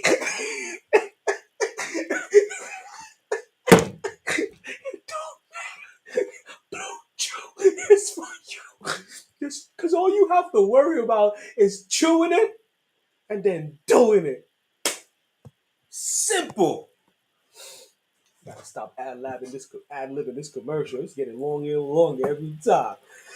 Just like the Knicks' winning streak keeps getting longer and longer and longer and longer. You guys have to understand, when we say we talk about orange and blue skies, we're talking about orange and blue skies. You can sit on my face and give me an orange and blue cream pie if you're the right lady, right? Go New York, go New York, go. Like I said, if you guys don't understand what we're talking about here, in their last few games, right, they blazed the Nuggets, right? They extinguished the Heat. They sunned the Hornets. They played the Jazz. They got Halliburton crying. We didn't even play him yet. He gonna suffer on Thursday. He gonna suffer big time. He gonna suffer. Listen, he better hope he still got that motivation from Wally in his heart. Because if not, he's gonna suffer. So, since OG, did I do no? Sorry, not since OG. But maybe since OG, since the beginning of this year, right? Because we basically got it right before New Year. The Knicks first went on a 5-game winning streak, lost to Dallas. Yeah. Won a game, lost to Orlando. Yeah. And then has been on a 1, 2, 3, 4, 5, 6. I don't know where I stopped at, because this was on Monday. I think I did this on Tuesday. So there may be a 7th game. Are we on a 7-game winning streak? I think so. So I think we had a because, in other words, regardless, can I stay in January, please? Can we stay in January? The month of January, right? Not even so much the month of January. Actually, no, in the month of January, the Knicks have been 11-2 since making the trade. Right? Their record at the time was 17-15. We were 2 games above 500. We are now at 28-17. Jumped in the 4th place when we were technically kind of tied for 3rd. And you understand the top 3 teams we're looking at is Milwaukee, Boston, and Philly. And Philly, and I know we just lost Julius Randle, but so far it hasn't bit us in the butt yet because our best player hasn't gotten injured. Just his biggest help. For Philly, that's their best player, Joel Embiid. He tried to push through it, which, good and bad. This new rule that you need to play 65 games has players like, yo, I'm balling. I'm dropping 71. I'm putting up 70 points in a night. But if you keep missing games, that shit is not about to matter, bro. I'm leading the league in scoring. That shit is not about to matter, Papa. So no first team All NBA, no second team All NBA, no third team, no MVP. Dead. No nothing. Nada. You get 0. No soup for you. For real. Kool-Aid, no sugar. No peanut butter, no jelly. Nothing. You get 2 ice cubes and you get the fuck out. For real. And all you wanted was 1 rib. motherfucker. Should have came to work, nigga. And so Joel Embiid, he's playing through it because he doesn't want to risk his MVP run that he has because he could win a back-to-back MVP. Mm. But he has to have those games to qualify. And if he doesn't, And while he's thinking about qualifying for MVPs, other players are just thinking about qualifying for that extra 40 mil. Like Tyrese Halliburton, who also is not liking this rule just for the reason, like, he's like, yo, it can cost me 40 mil. Well, you know what? In the past, if the people that vote don't vote for you, that's 40 mil too. And that's the media. So if Green don't think that you belong there, then guess what? If enough people that has a vote don't believe that you belong, then, you know what I mean? Then guess what? You're not there. So you know how you can first guarantee that you're going to be on at least on the list? Play 65 games. Because you play enough games, you're going to be on the list. And then it's in their hands. But you have to qualify. See, it's not even like that. There's a qualifier for it. And the qualifier is 65 games. I'm sorry. How did you get to the NBA? How did you start playing basketball? Was there not a qualifier? How do you win a championship? Like, is there not a qualifier for almost everything? How did you get your job? Is there not a Stop it, B. we don't believe you. You need more people. So you're 40 mil? And that's the weakest That's the weakest excuse to use in the public when you're talking about you're getting 40. Well, you know you're gonna get guaranteed 250. Come on, man. And you complained about We don't believe you. Listen, you need more people. We'll gladly take up for you and talk to you about you when it comes down to contract negotiations and talk about your worth and not your worth. Do not ever complain about the 40 mil that you can potentially lose if you don't do your job. Plain and simple.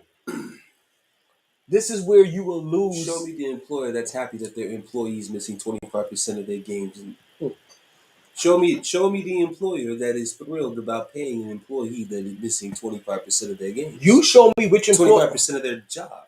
You show me which employee or employer is going to qualify for overtime missing 25% of their days. Is going to qualify for bonuses missing 25% of the games. Is even going to qualify to keep their job if they're missing 25% of their days. And that's not putting in ETO, nigga. So, I get it. But this is the quickest way to ever lose an audience, Tyrese Halliburton. And I'm kind of glad you did it, because I was tired of liking you. He played for the Pacers. Like, I feel credibility that these niggas lose is, we got people out here trying to return from torn Achilles in 3-4 months. Like, you understand Look how advanced medicine is. So wait a minute. You mean to tell me you motherfuckers are out here making $250 million, $260 million, and you can't take some of that money and invest it in a proper program that's gonna get your body right? I know we give this motherfucker some slack on this show when it comes to GOAT conversations, but one thing nobody can discredit when it comes to LeBron James is how he makes sure he comes ready to play. Oh, him. In regards to being in shape. Always in shape. Physically ready. Now, granted, at age 30 motherfucking games that he's missing now, you practically have to discredit because this motherfucker's been healthy for so goddamn long. I don't even notice if LeBron James misses games right now. Because he gets a pass. Like, not only does he get a pass, his team isn't relevant. Again, since Tom Thibodeau's has taken over for the Knicks have a better record than the Lakers. And it's been like that consistently. But anyway, that's not the point. It's not. The point is... I'm going to get something. Yeah, punch mine. The point is when it comes to LeBron is he is running... He's making a good amount of these guys look foolish when it comes to the type of stuff.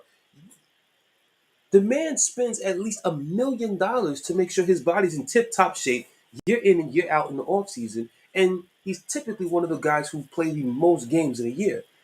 Always looks refreshed, but then you got dudes, and with all due respect, I know Joel Embiid's injury seems serious now, but I have a problem when I'm sitting down on a Saturday afternoon expecting to see Embiid versus Jokic in Denver after watching my Knicks whooped that Miami Heat ass once again.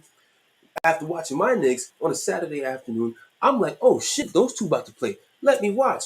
Then I get the notification to my goddamn phone, Embiid out, rest.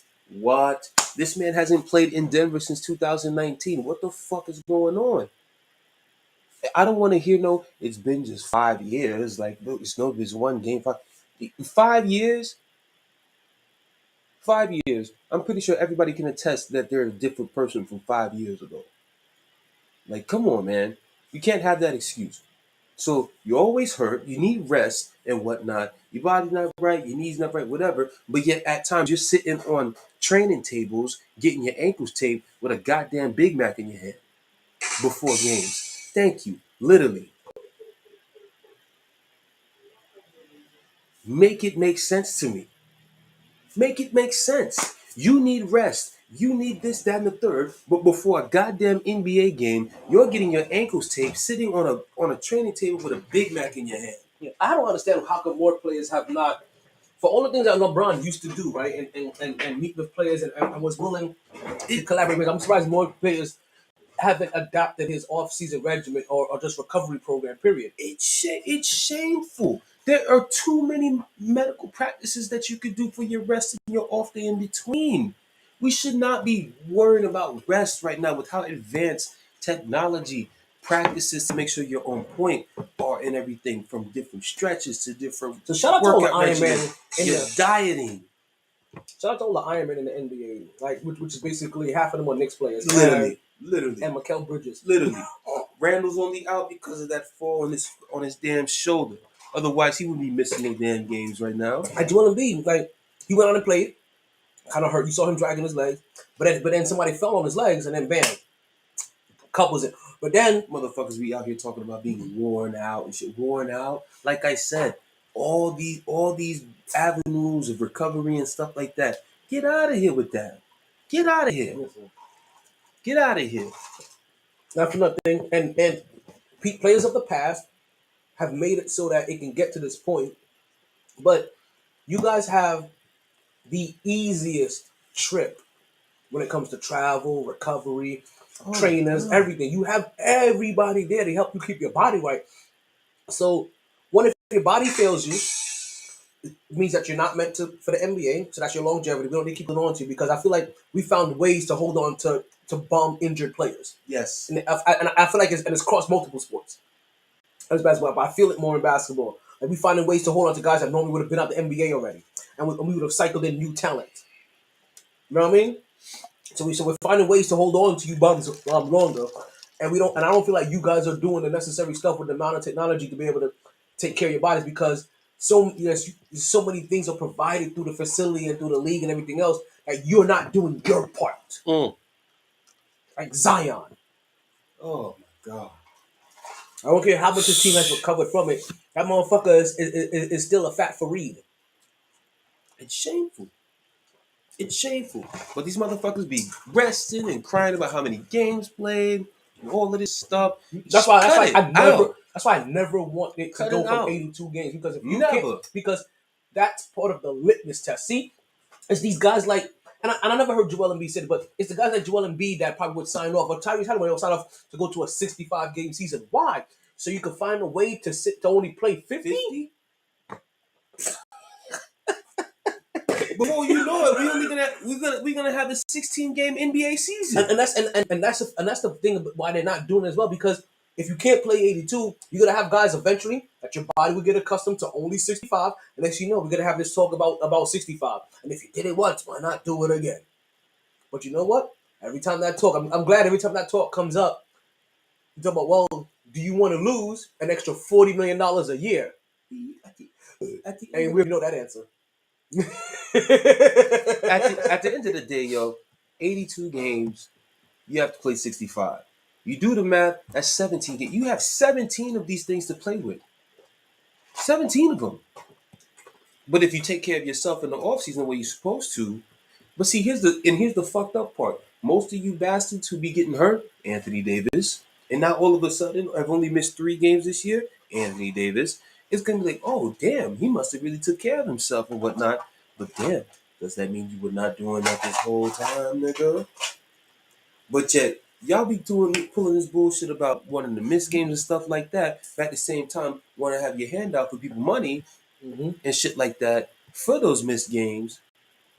Because chances are, you're not all of a sudden deciding to rest if it means you're not going to get paid for that game. So that means you guys are still getting paid, which is even more criminal. Mm-hmm. Even more criminal, man. Now, luckily for us with Julius Randle, part of his time missed is going to leak right through All-Star weekend. All-Star week and a half. Thank you, because it's no longer a weekend. Like, it's going to run through All-Star week and a half. So, Shout out there's All-Star Weekend. there's going to be 10 days off that the NBA is going to have off, basically, where you're not going to have to worry about. And, in 10 days, you're talking about 4 games normally, right?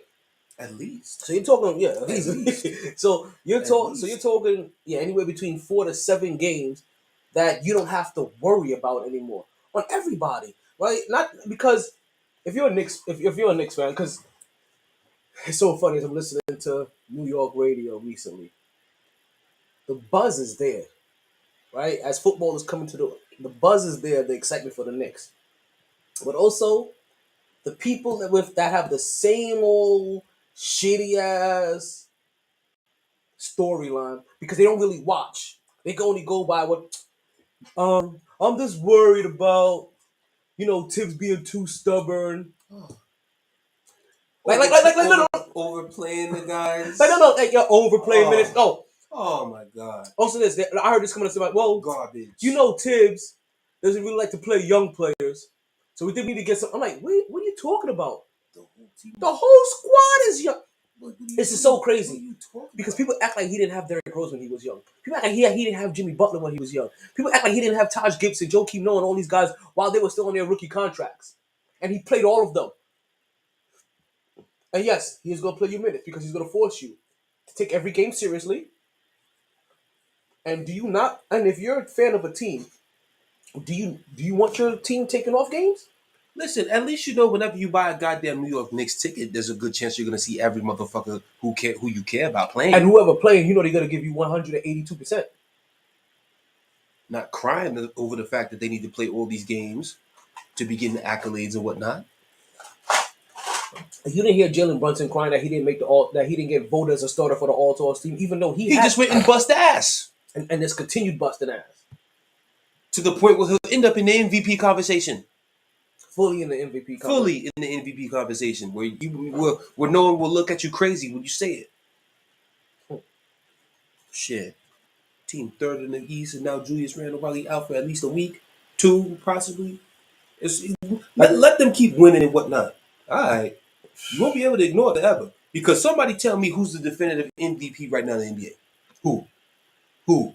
Embiid? This nigga about to be out the race because he's about to miss those last 3 games he has left on that shit. He about to be out of there. Mm-hmm. Jokic? Okay, I'll give you that. Minnesota, they're doing their thing, but it's not like whether it be Ant or Cat, nobody's really solidified themselves as a top tier candidate. Boston, all those motherfuckers are so good they cancel each other out. Oh no, Ant is dynamic. Ant is dynamic. But I don't know if he's above Jalen Brunson quite yet. But you know what's But if he was in New York, man, that's why he's not. Minnesota's number 1. No, and Minnesota is the number 1 seed in the Western Conference, and nobody knows Anthony Edwards' points per game average. Exactly. If he's like 28, I'm guessing right now. Exactly. Even if I say 28, exactly. I think I'm guessing. But case in point, that team needs to be on more. Granted, nobody expected Minnesota to be doing what they're doing right now.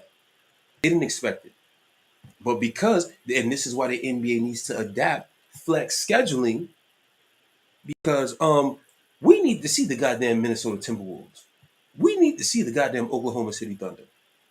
We need to. We're being robbed of watching Shea and Ant. I don't know if I want to, but you know what though? Shay's is on the wrong team because nobody wants to see Oklahoma City. I'm sorry, Kitty Giddy. For obvious reasons. Yeah, it's for Kitty Giddy. Oh, he's averaging 25.5 points per game. He's sitting the 14th leading scorer in the league, 2 spots behind Jalen Brunson.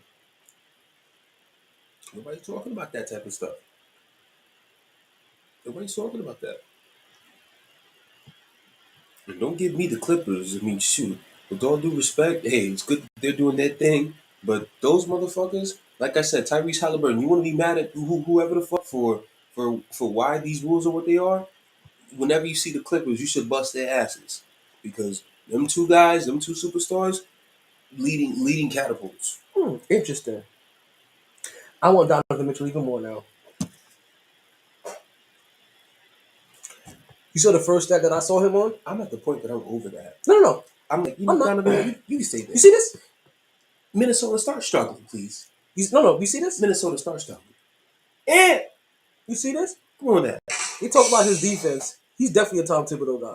You see this? This is a hustle stats I'm looking at right now. I don't know why I came here. Because you were supposed to see exactly Anthony Edwards' scoring average. I saw that already. Look at this. How does he get shitted on for his defense so much? I have no clue. See? This is what happens when you watch the game and you don't actually see him. See, another reason he should get out of there. They don't even appreciate the defense that you do. Charges drawn. Look at my boy. Look at my boy. Look at my Jalen boy. Brunson leads the league in charges drawn. Look at my boy. But I'm looking at some of this and I'm watching it and I'm like, okay, these are just hustle stats. And if Donovan Mitchell is popping up all over there, it makes me realize, I think I want him a little bit more than I even anticipated previously. Now, while he deflects, he doesn't. His deflection totals are weird. He's not up here amongst some of these other guys like De'Aaron Fox and stuff. Which I don't know if people would have thought he would have been up there like that either. De'Aaron Fox? Loose balls recovered. For deflections, De'Aaron Fox? Yeah, he's up there too. No. You said like he wouldn't be up there? But I don't know if people would be so. I don't know. No. Yes. What I was saying, but yeah. No. That man is active. Ask Lonzo Ball about it. Yeah. Man, I've never seen somebody get so many skills on one player. Jesus Christ. Russell Westbrook is still one of the leaders in loose balls recovered per 36 minutes.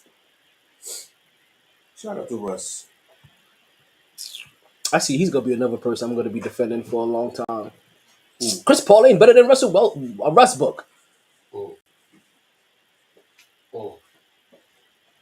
Like, I'm sorry, he's taking his team further with just as much talent.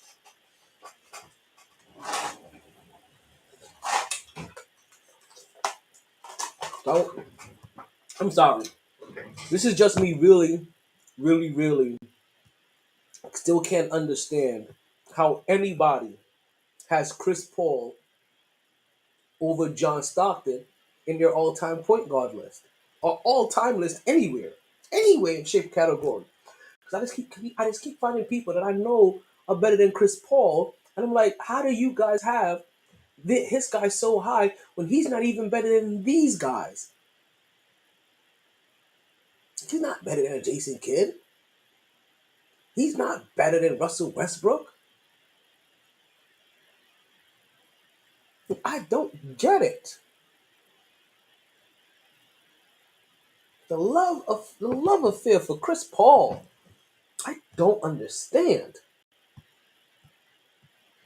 Sorry.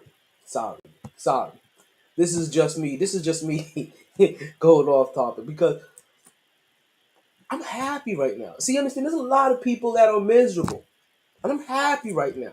I'm Plies happy, and some people are just big mad. Like the Miami Heat, they're big mad that the New York Knicks just came in there and waxed their ass because you understand. And I'm gonna wait for KJ to give him this stat. That not only are the New York Knicks, what was this? 13-2, right? And like I said, it even goes a little bit deeper than that because since the trade, well, no, this was even a couple days ago. Wait, what was this?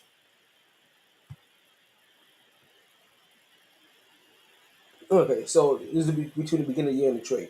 You understand? We're talking about 11-2, 13-2 The New York Knicks has not lost to any team under 500 this whole year. We talked about standing on business. That's standing on business. Because that is directly one of the things that you want your team to do. If you're considered a playoff contender, if you're considered a championship contender, you don't want to see your team lose to bum-ass teams. And who are bum-ass teams? Not saying they're all bum-ass teams. Some are just slightly under 500, right? And they're fighting for it. But they're not. Those guys aren't the true contenders. Those guys end up being nice little stories. Maybe depending on where the Lakers or the Heat at, maybe that's them. But one of the first things you're going to look for if you're a true contender is how well you do against bad teams. And the Knicks are 20-0, undefeated, Mayweather against teams under 500. Now the teams above 500, I know. What's funny as I'm saying this now, and it's coming, and it's leaving my lips in excitement. It's making me realize that at one point in time, the Miami Dolphins and the Philadelphia Eagles were in the same category. They didn't lose against the teams that are under 500. But also, we haven't lost to every single team that's above 500 either. And that was their fault. That's what it was with those guys. Okay, never mind. We ain't like that. My bad. Just bad. the Dolphins. Just the Dolphins. Let me skip that. The Eagles was ripping up on good teams and stuff until San Francisco came to town. Oh, sorry, that was Dallas. My bad. Yeah, that Dallas was and Miami. Right? But sorry, no good for nothing Cowboys. So it's kind of the opposite of them. Right? These other good teams, we're slightly above 500 against them. No. I think we're below 500.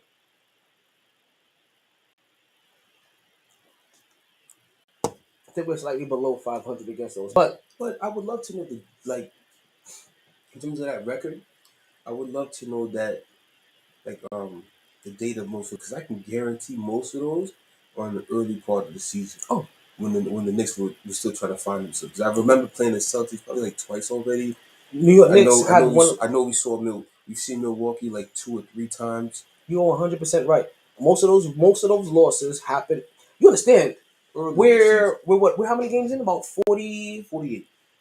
We just played. We already played 13 half the season. Yeah. A while. This month alone. Yeah. And showed you what happened in this month. A lot, and we just went 11-2. Right? So have to turn the calendar on. Listen, this has been all year. No. It's been all year. It's a good year. It's been all year. That's why I like to look. No, we don't need to be able to this thing is good year. Right? Like, hopefully this good year leads to a blip. Right? So first ticket to New York City for that lovely day. Wouldn't even hesitate. Oh man.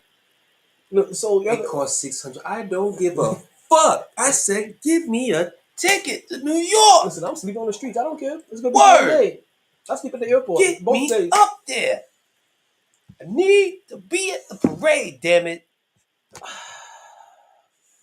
Oh, America don't want that. So, but you want to see the New York Knicks start turning around on some of these better teams now. Because Miami was one of these better teams. Boston was one of these better teams. Minnesota was one of these better teams. Philly was one of these better teams. We waxed them all. Minnesota was one of these better teams. We waxed them all recently. Denver was one of these better. We waxed them all. So you see now how things have actually how things have looked in more recent. Their last 20 games. If we've played 48, their last 24 games versus their first 24 games. You know, Knicks coming out of the season had one of the hardest schedules to begin the season. One of the top 5 hardest schedules, which I always reminded you guys as we were looking 500. Be happy that we're about 500 because things are going to ease up and we're not doing bad. And what was one of the patterns I kept on seeing at that even early on? We weren't losing to these shitty ass teams. We're only losing to big dogs. And now We're learning how to play with these big dogs. Oh, now these big dogs don't look so big anymore. We the same size. Whoa, you want bark? You want a bite? You want oh I'm sorry. We coming for you now. We got our dog in us now. He bleeds too. He bleeds too. Hey, He bleeds too. That was your best shot. For real. That was your best shot. So now, so a couple of Coming teams took for advantage all of you niggas. all of it. All you niggas. None of you was safe. Milwaukee, you not safe. Like let's pull up the standings. Philly, you not safe. Like the only team, Miami, you not safe. none of them are safe. Cleveland, you're You're not not safe. And also, Even in the West. we don't fear you in the playoffs. Even in the West. Jalen Brunson already You're not safe. Jalen Brunson already outplayed Denver, you not safe. Donovan Mitchell twice now in the playoffs. One in the West Coast and in the East Coast. Oklahoma City, I'll be damned if we lose to a team that has a creeper on the team. You're not safe. Not safe. Okay, so Minnesota, and I love you, but you're not safe. So before we look at this, before I look at the Only team I fear the is standings, Boston. right? That's it. I want to look at our schedule real quick. Let's do a little win loss win loss loss win loss win win win win win win win win win win win win loss win win win loss. You know, because it's no longer win loss win loss win win loss loss, right? I know we see Boston at the end of February on Saturday night. I can't wait for that. But In New York too. let's look at the schedule a little bit. So we got the Pacers coming up tomorrow. Gotta get Win. that. Gotta get that. Got to. And that's at especially when you got a player talking greasy when it comes to And now imagine when it comes to fucking going out there and doing your job. all of this is in the Gordon, right? And the New York Knicks are 17-5 at home. So we have the Pacers coming in to town. Then we have the Lakers coming into town. Look at another win. Even though LeBron James do like to show off in the Gordon, but I'm going win. We got the Memphis Grizzlies coming into town. I'm going win again. We got the Mavericks coming into town. We got to get revenge. I'm going win again. Pacers coming back into town. Another win. And we go visit the Rockets. Another win. We got to go play Orlando. We got to get revenge there. They play hard like we do. But we got to get that revenge game back. And we play Philly. And you talking about now Boston has to come to us. So let me be realistic. Possible, because I always have to go possible. Lakers is a possible, right? Because I'm not gonna discredit Anthony Davis and Rui Hachimura, right? They can beat you on any day. So that's a possible. So Pacers beat for too. Like their pace, right? Pacers do have a crazy pace. Got them twice in a 9-day span. Yeah. So tomorrow and they're both next at home. Saturday. But see, I'm putting a lot of stock in these home games. That's why. Yeah. Because Pacers, Lakers, Grizzlies, Mavs, and Pacers again. We have 5 games coming at home. Pacers both times could be a P. Dallas could be a P. Lakers could be a P. That's 4 Ps. I don't want to be that realistic, but that's 4 Ps. Like Grizzlies is the only one you can look at and be like, yeah, we should be able to watch the Grizzlies. They got no Ja Morant. But everybody else, we got to show that we can consistently beat the Pacers. Like they have a pace, and I think, if I'm not mistaken, they beat us last time. Did they? Yep, 140 to 126. That was the last game of the year of the season. That's actually what started this. I think that was the trade. I think that was literally the day after the trade. Mm-hmm. No, we hadn't even had anybody yet. But it was right after that that was the last game of the season of the calendar year. And then right after that is when we beat Minnesota, and then we beat the Bulls, and then we beat Philly, and we beat Washington. Waxed Philly. Okay. We didn't beat Philly. We waxed them. Okay, my bad. Let me start this over. Woo. Right? We beat the Wolves. we waxed. Well, how much is a waxing? That score? Right. That is wax. So we waxed the Bulls. We waxed the 76ers. We waxed the Wizards. We waxed the Blazers. We lost to the Mavs by 4 points. We beat the Grizzlies. We lost to the Magic. We And they waxed the Rockets. and they should have won that fucking game against Orlando. They had that game. They should have won that shit. We beat Washington. We waxed Toronto. We beat Brooklyn. We waxed the Nuggets. We waxed the Heat. Waxed. We waxed the Hornets. Waxed. And we 15 points. Waxed. The Jazz. So Pacers gave us is one of our last 3 losses. Gotta get him back. So we got to get that back. Gotta get him back. Like I said, there's always something interesting when it comes to the Kings. So, okay, so I'm gonna leave those as P's. Mavs is the other one that we lost to in that stretch too. So there's a lot of revenge games. There's a lot. So there's going to be a lot of eyes on this Pacers game because we want to see if we get back. Hopefully we have OG back. Hopefully all this rest is to get him back for this 5-game home run because we're going to need him here. Pacers coming into town. Lakers coming into town. Grizzlies, you could take that one off. But we got Luka and Kyrie coming back into town, and then we got the Pacers coming back into town again. Luka. Right, so those are all P's, right? So that's 4 P's and one dub. But then we got the Rockets dub. Well, Magic, there goes another P. So I'm looking at 2 dubs and a P. And then there goes Philly. And then there goes Boston. Back to back. And there goes a couple more P's too. But then Detroit is the game. I'm sure we should take that. And then the Pelicans, and then the Warriors, and then the Cavs, and then the Hawks, and then the Magic again, and the Sixers again, and the Sixers again. But then we get the Blazers, and the Kings, and the Warriors, and the Nuggets, and the Nets, and Detroit, and the Raptors, and the Spurs, and the Thunder. Who I can't wait to March 31st to play the Thunder. Right? And then we come back and we play the Heat in Miami April 2nd. I gotta figure out when that Busta Rhymes concert is coming up, yo, because that's mid-April. I had a homegirl already. No, April 2nd. That's the first. Maybe there's another game mid-April. Oh no! When Busta Rhymes coming here. Oh, Busta Rhymes. Oh, I was talking about the Miami Heat first. Oh, you talking about Busta Rhymes?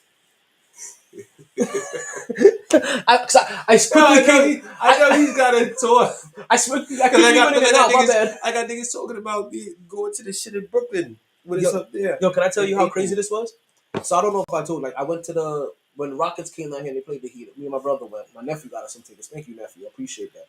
And he was supposed to go to that game. And I don't remember what happened. I gotta make sure. I don't know if I ever properly thanked him. But I always thank him on the podcast.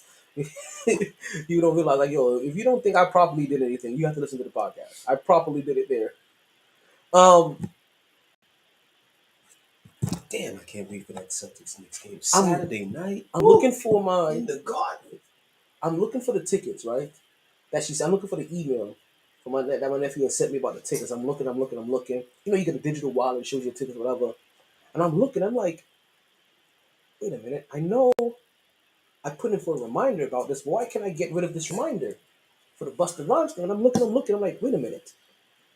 I have tickets to the Busta Rhymes game? I mean, the best. My sister, like sis, Tia, she got me tickets for the Busta Rhymes concert.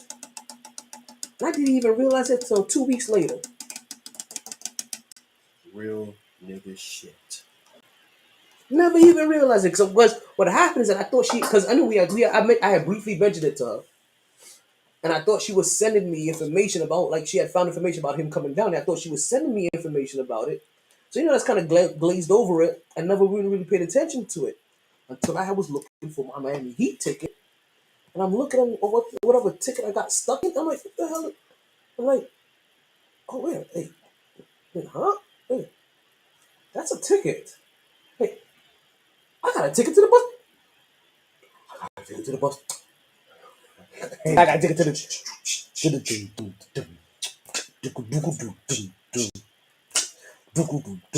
I was like, yo, I can't. Yo, my hair is gonna go crazy that day. I need to start listening to nothing but listen. It's not till April, but right after February passes, and I'm done listening to all of my Most Def shit because I gotta play Most Def. I'm black on both sides, right? During the month of February. Shine your light on the world. Shine your light for the world to see. My Abby says, shine your light on the world. Shine your light for the world to see. I want my people to be free, to be free, to be free. I want my people to be free, to be free, to be free. I all black people to be free. That's all that matters to me. So Jalen Brunson is already in talks for Player of the Week, Mr. Nigga. right? Nigga. Not Player of the Week, but Player of the Month for the month of January, along with Jason Tatum and some other guys that I don't think should qualify, like Joel Embiid and Giannis. Ironically, because their teams are barely. Giannis went 8-7 this month. Joel Embiid went 7-7 this month. Any option other than Jalen Brunson is unacceptable. I forgot who they had. Unacceptable. They had Donovan Mitchell in there too, because I know Tatum the only- in that bitch, but they lost. Jokic came into their home and beat them. There was another team that came into their home and beat them. I forget who. Like, come on, man. 14-2 and through the month of January. Nobody going into January was thinking Jalen Brunson should be starting an All-Star game. Now Boston is 10-2. Once again, going into January, nobody thought Jalen Brunson should be starting in an All-Star game. On January 1st, the Cavs are 10-4. On January 1st, nobody thought Jalen Brunson should be starting in the NBA All-Star game. That should tell you where we are now. Now, people are calling it robbery that Damian Lillard is starting over Jalen Brunson in the NBA All-Star game. And the New York Knicks went 14-2, waxed the defending champions. Multiple teams. You heard T go through the list of the teams that got waxed when they saw that orange and blue. Waxed. Waxed. Oh, I'm glad you said that. Month of January, right? And I'm Brunson, and that's it for the East. No. Can I tell you this? New York Knicks have a point differential of over 200. It's like 240 something. Do you know that is better than the 97 Bulls? So basically, ladies and gentlemen, what that means is teams are seeing the Knicks and getting waxed. Like you kind of saw it. That's a 15 like that's at least a 15-point blowout every single game, and you saw it. The Celtics had the Clippers come into their home and wax, and that was the other team I couldn't remember. So wait a minute, you look. No disrespect to these teams, but you're creating this dominance and whatnot. But teams are coming into your house this month and beating you. Nobody came into the Garden and beat the Knicks in January. Nobody. So let's talk about this now, because we teased them on Friday. Was it Friday about it? Yeah. The news last night was Friday. Mm-hmm. Yeah. So we teased them on Friday. That's we had an early part. We teased them on Friday about the All-Star votes, right? And this is where we have to get disappointed at you Knicks fans, because Jalen Brunson and Damian Lillard had the same weighted score of 3.75 for second place, which would have made him which makes you a starter basically in the All-Star game. Do you know how you break a tie? You know how you break a tie? Fan voting. Damian Lillard had 2.2 million votes, while Jalen Brunson had 1.4. A man who plays in Milwaukee got the nod because of fan votes. Also, Damian Lillard is more of a global icon because of his Portland days and how great of a point guard he is. But you're not telling me You're not telling me New York. Knicks fans. No. Let me understand. Let you understand when I say Knicks fans. When I told you guys about these games, right? When we were waxing Charlotte, in Charlotte, you can clearly hear a Go New York Knicks chant. When we were waxing Brooklyn, you can hear the Knicks chant. When we were waxing Memphis, you can hear a New York's chant. When we were waxing Washington, you can hear a Go Knicks chant. When we were waxing Philly, you can hear a Go Knicks chant. So you all showing your asses at the games, kudos to y'all. Congrats. I'm happy for you. But you couldn't show your ass in the voting? No. So it's not the outsiders.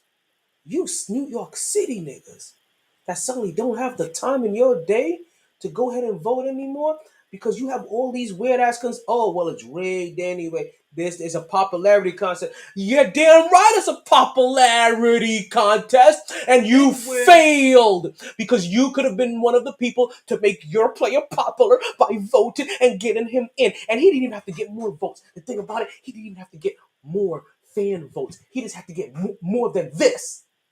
Just a little bit more to break the tie. Sick. Because Jalen Brunson, I was showing you this, right? This is how crazy it was, right? That people don't even realize it. They rate the players. So amongst media members, right? No, let's start here. Amongst the fans, Jalen Brunson is ranked 5th amongst fans. Wow. Behind Donovan Mitchell, global icon. Damian Lillard, 3rd, global icon. Trae Young, wow, global icon. And Tyrese Halliburton, everybody's not recognizing. But you know how he got recognized? That playing tournament. Not the playing tournament. The in-season tournament. He balled there. Remember 20 assists, no turnovers. 22 assists, no turnovers. Like the New York Knicks last night. Dropping daggers on Milwaukee. Like New York Knicks last night, 30 assists. I think like 3 turnovers. Boy, that ball moves differently when Julius Randle laid on the court to stop to muck shit up sometimes. Boy, that ball has been moving. Dante DiVincenzo out here doing things that we think that Quentin never do. Shameful Grimes, by the way. Like Quentin Grimes is really looking like, you know what? A sucker. Play good, D. We'll find you 7 shots. Because that's what it looks like. That's all you've ever deserved is pause good D and 7 shots. Yeah, big pause on that. That's crazy. That is crazy. That is crazy. That's all he's ever deserved. All you ever deserved is good deed. That is nasty and work 7 right there. shots. That is nasty work. Good deed and 7 shots. That is crazy work. Get 7 pumps at it. That is some you wouldn't know if we're talking about basketball or La Playas and putas. Hey, with that comment. Viva la Miami. Right. You But this is but we see DiVincenzo wow. last night. Is DiVincenzo talking about, right? Yeah. You see DiVincenzo last night, and I'm sorry, he has the opportunity to shoot as much. He's blocking, but A man who goes out when we have 2 of our better players injured and gets 9 threes deserves you to at least know how to properly say his name. DiVincenzo. DiVincenzo. Was it that name? You said his name as if he's related to Lomachenko. Dante, right? His name Dante? Yeah. Okay. Or just say Dante. Dante. He got a black name Dante. too. And he was one of the most athletic people in his small town of USA. He almost had a nasty poster last night. I was like, oh, Dante. As I'm saying, the things that because if I'm not mistaken, he's only 6'4" too as well. If he's not 6'4", then he's 6'5". Basically, he's not. There's the size difference between him and Quentin Grimes is no difference. Shout out to Jay Wright. So the fact that Quentin Grimes, that Dante is over here blocking shots at the rim, diving for the loose ball, showing the real effort plays that we thought Tom Thibodeau loved Quentin Grimes for. I guess when you compare it to Evan Fournier, that's what it looks like. Right?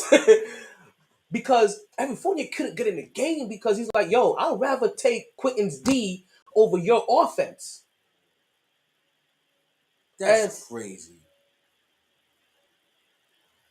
That was it. Remember last year when Quentin Grimes was out injured? Wow. What's his name was? Damn, I forgot his name already. Fournier was starting for us. Remember? Mm-hmm. And as soon as Quentin Grimes came back, there was no hesitation. Right back in the starting lineup. And we thought his struggles were because he was coming off an injury and he had something. No, but you're starting to look at it like, this is who you is. I'm realizing people don't give Tom Thibodeau enough credit because you know what? Adjustments. If you can score, he finds you shots. I'm realizing this at much. Like people talk about, oh, he doesn't know how to coach young players. Oh, he plays here. No. If you can score, he'll find you shots. If you can't score, you know what he tells you to do? Play D. I'll try to find you 7. I play defense and hustle. Have to. Play defense and hustle. Play defense and hustle. That's it. Because very quickly he's able to find shots for Triple OG.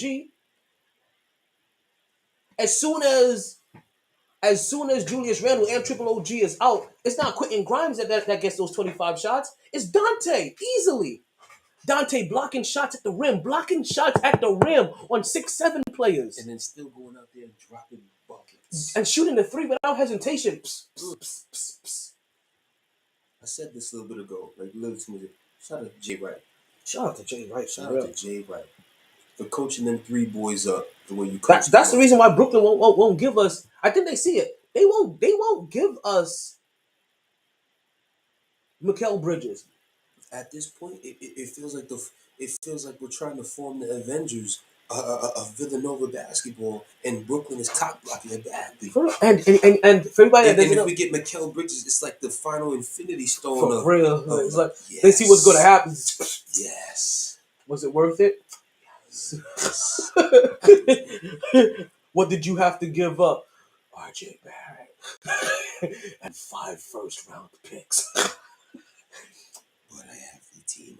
But that's the next thing talking about is 5 first-round picks. That's 10 years. Well, they're not all ours. I watched the team play, and I'm like, yo, if you just drop Mikal in there, because you know he's gonna play defense, you know he's gonna hustle, and he can still go over there and drop 25.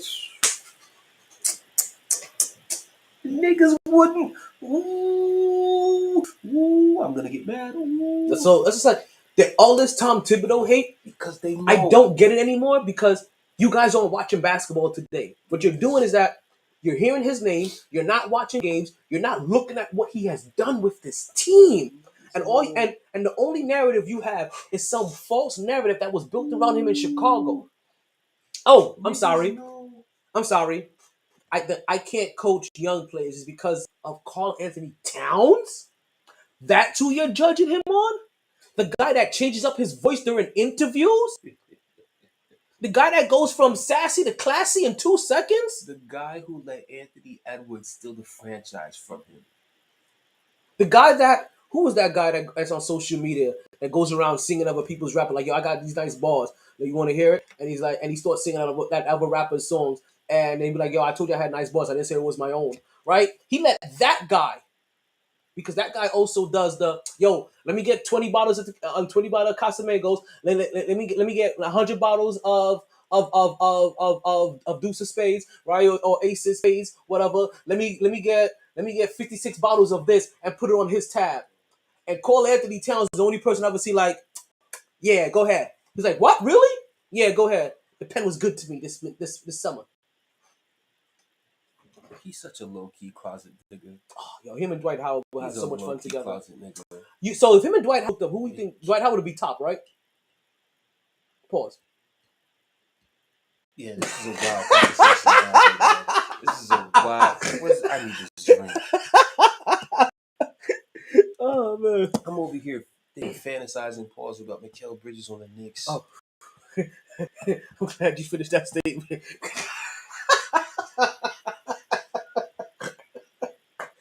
Oh man, dog, it's reasons why certain shit just won't take place, dog. Cause niggas in the NBA, yo, Mikal Bridges is a superstar, but if he end up on the Knicks, that's how Detroit. If he end up on the Knicks with exactly what we have, Randall come back, OG come back. Listen, I don't fear nobody. If that happens. Oh, bring them on. Because Boston, come on down. Can I tell you? Milwaukee, come get this work. Philly, come get this work. OKC, Minnesota, Braun, all you niggas. Sacramento, Minnesota, all y'all niggas. Come get this work. Please come get this work.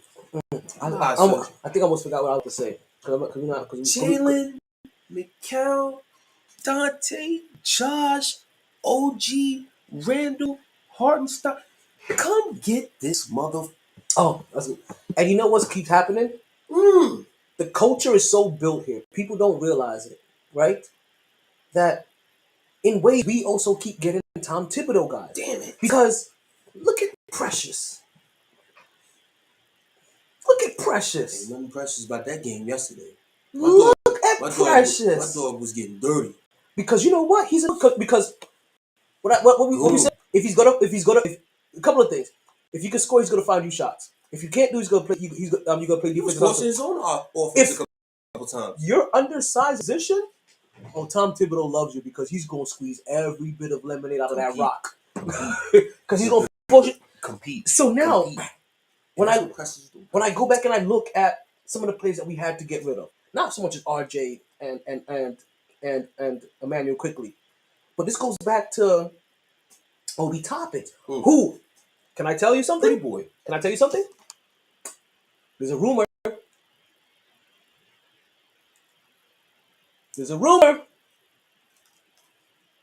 Obi Toppin coming back. Indiana is maybe putting him back on the trading block, and he may come back. I'm coming home. He's like, no, give my second round pick back. They want this. They'd rather have that second round pick. So wait a minute. Hold on.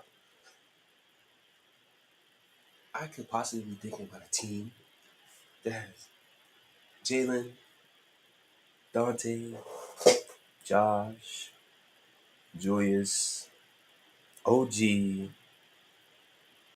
Mikal, Obi, Hartenstein, Jericho Sims. You may have to give up, sir. I'll have to get back up that second round. Definitely get that second round pick. But regardless, those 8, run that motherfucker. I've been telling you guys, I need my last piece to make my Detroit Pistons back. Run that motherfucker. I list 8. My Rip Hamilton Detroit. That's 8 rotation right there. Run it. Dogs. Run it. Everybody got problems. Run it. I fear nobody. And they know how to take. And we've gone through enough playoff disappointments now. Run it. To know how to gear up another level. Because see, that's what you have to learn. The more times you're in the playoffs, the more times you Detroit Lions, right, and Baltimore Ravens. The more times you're in the playoffs and you're doing this, the more chances, the more you realize what you have to do and what level you have to constantly stay at to be successful. And that's happening, and that's going to happen like with the Knicks. Like we've taken enough lumps. We're still not, like I said, this year, maybe not still, but next year, I expect a 16-game winning streak. God be with the team that the Knicks play in the second round in the conference semifinals. Because you know we're taking that team in the first round. I'm telling you, if we finish third, people understand this. Because I said this a couple weeks ago. Let us finish third. Let us have home court advantage in the second round. Even though we played we played the number 2 team, so we won't have home court advantage in the second round. God be with that team. But whether it's Milwaukee or Philly, God be with them. God be with them. It will be. God be with them. But we gotta end up passing Philly. You understand? But you know, we're third right now. What I'm saying is, it's either gonna be Milwaukee, whether it's Milwaukee, Philly, or Cleveland. God be with that. So team. imagine this: we play Indiana in the first round. God be with that. And then we play Milwaukee in the second. God be with Milwaukee. God be with them. Oh, Damian Lillard. Doc Rivers in the second round. Oh. When they're supposed to win? Tom Thibodeau. Oh, we could grip the fuck out of them. Tom Thibodeau used to coach under Doc, and now Doc come back to coach that team with all that pressure. Are we fantasizing? See, this is how you be fantasizing, Knicks fans. This is how you should be. Come on. Yeah. Not in that negative space that you like to function in. I will roll out the record. Fuck the rest of the season right now. Give me that comfortably final matchup right now. I will roll out the red carpet. I will roll it.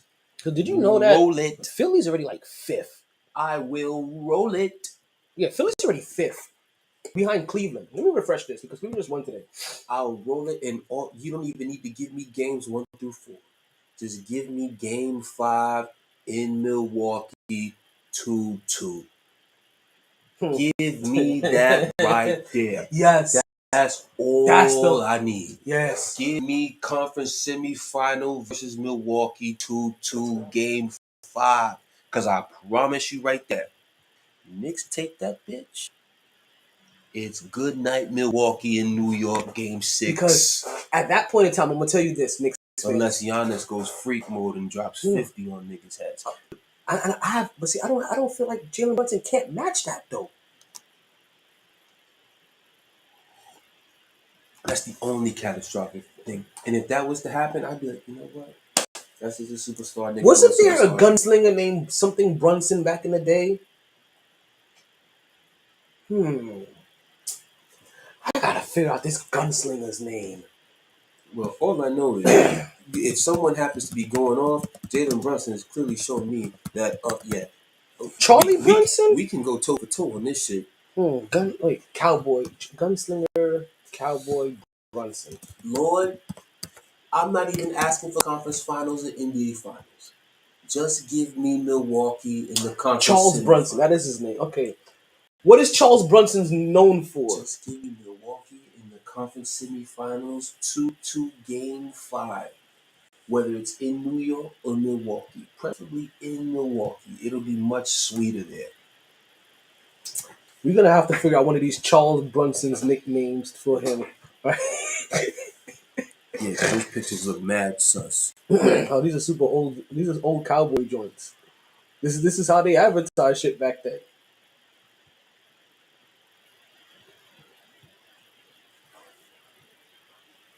But whenever you're ready, we're basically at the end of the podcast. But that's what I want to do today. We're just vibing and nicking out right now.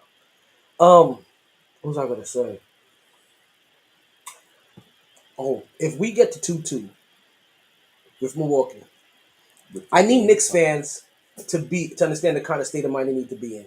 They don't need to be in, I'm fearful of the Knicks doing the same old Knicks stuff. No. What you need to be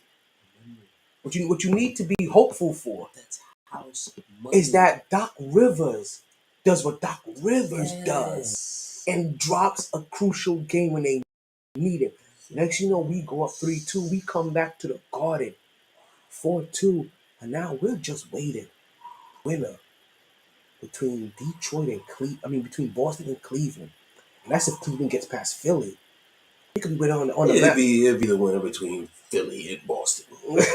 So we could be looking for the winner between Philly and Boston if that's the case.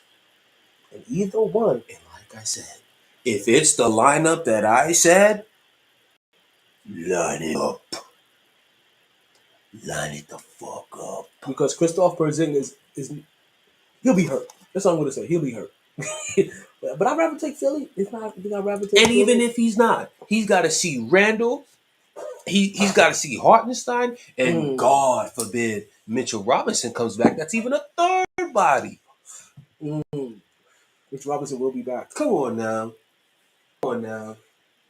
That's the reason why the NBA, the NBA refused us of being able to put an injury exemption on him this year because they, after research was like, no, there's a good possibility he could return this year, so we can't give you that injury exemption. Come on, it was like, fuck you. Come on now. NBA was like, we think there's a strong possibility he can return. I'm gonna wear that lanky motherfucker out. But again, just the opportunity for all these guys to constantly get but this is, people don't understand, this is going to get your injuries. Because the injuries are going to happen. This is the time to get your injuries because it has allowed OG and Nobly to step up. It's allowed Hartenstein to step up. It's allowed Sims to get comfortable and step up. It's allowed some of these new guys to we can be a viable option at the 4 or the 5, scoring one. So you gotta imagine there's gonna be some games where we may see that they go small if Achua, or any of these guys can really ball out. Or now you don't have to worry about, oh damn, who's gonna cover the 4 when Randall's out. You got Achua, you got OG, you got at least now 2 viable options. You now got depth at the 4 position where we did it, and let them fuck around and let us get Obi Toppin because you understand what happens then. Obi Toppin has to fall in line fully now. Obi and McKay. He had no choice because he'd see clearly, my brother. We let you walk before. Have you learned your lesson? Because you saw that Indiana let you walk now, so now it's about to be your 3rd strike. All right. for a guy that no choice. people are wondering, why did we pick you over Tyrese Halliburton that year? Who was it? Not same draft. Not same draft. It wasn't Tyrese Halliburton that year? Mm-mm. You sure? Yeah, after, I promise Who was it that year there that we passed on for Obi Toppin?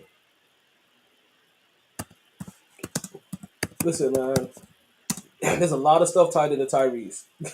you. That may be the one that we missed. Well, not Halliburton, but Yup. Maxey. It's Halliburton. Oh. Telling you, see?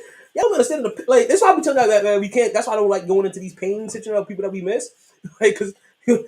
But Obi Toppin that year, which granted we were thinking about replacing Julius Randle, even while having a point guard need, but Tyrese Halliburton went 12th that year. Let's pull up that draft. And Melo. So that was That's crazy. was that draft? Yeah. That's all that draft. So he went third to us? Fourth? Hold on. Where's his draft? I could have swear I literally asked to pull up their draft. NBA draft. There we go. He was picked 8th. Oh, we got him 8th. Okay. So yeah, Anthony Edwards, James Wiseman, LaMelo Ball, James Wiseman. Patrick Williams, Sheesh. Isaac Okoro. See, I mean, there's a lot of people that got passed up too, though, for Tyrese Halliburton. Onik Okongwa, Killian Hayes, and Obi Toppin. That's what we got then. Denny, Jalen Smith. Hayes. Isaac Okoro. We just swore Cole Anthony was coming to us too, though. That would have been another one that we should have picked up. He would have been a little, getting a manual. I think did we move down in that draft eventually?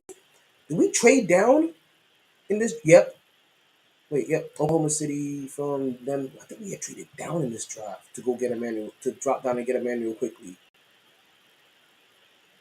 Something weird that happened in this one after we had that 8th pick. But yep, we passed right up at Tyrese Halliburton. Like I said, there's not a lot of people that came out of this draft. Like if you do this draft over, it's probably still Anthony Edwards 1, Tyrese Halliburton 2, Melo probably goes 3. Maybe Killian Hayes moves up. No. Hell no. Hell no. Maybe Isaac Okoro kind of stays where he's at. Cole Anthony definitely goes up a little. Even Neesmith goes up. Evan Neesmith. Tyrese Maxey. What Tyrese Maxey. Absolutely. Tyrese Maxey probably and quickly up there a little bit. Tyrese Maxey gets number 4 then. Precious was in that draft. Precious Precious was in that draft right before Maxey. He got drafted before Maxey? Achua? The Precious we talking about? Yeah, Precious Achua. Oh, I see him right there. That's crazy. Nigerian. He went to Miami. That's why we picked him. That's why we know we wanted him. He was a Pat Riley guy first. He identified like, yeah, I like this guy. We just had to get rid of him for fat fuck. Desmond Bain would be higher.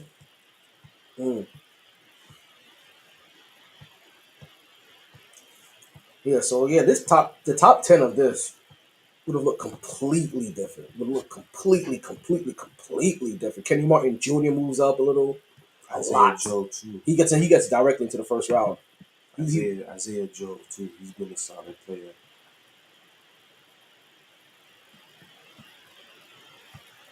He definitely. Yeah, Desmond Bain was the last pick of the first round by Boston. Man.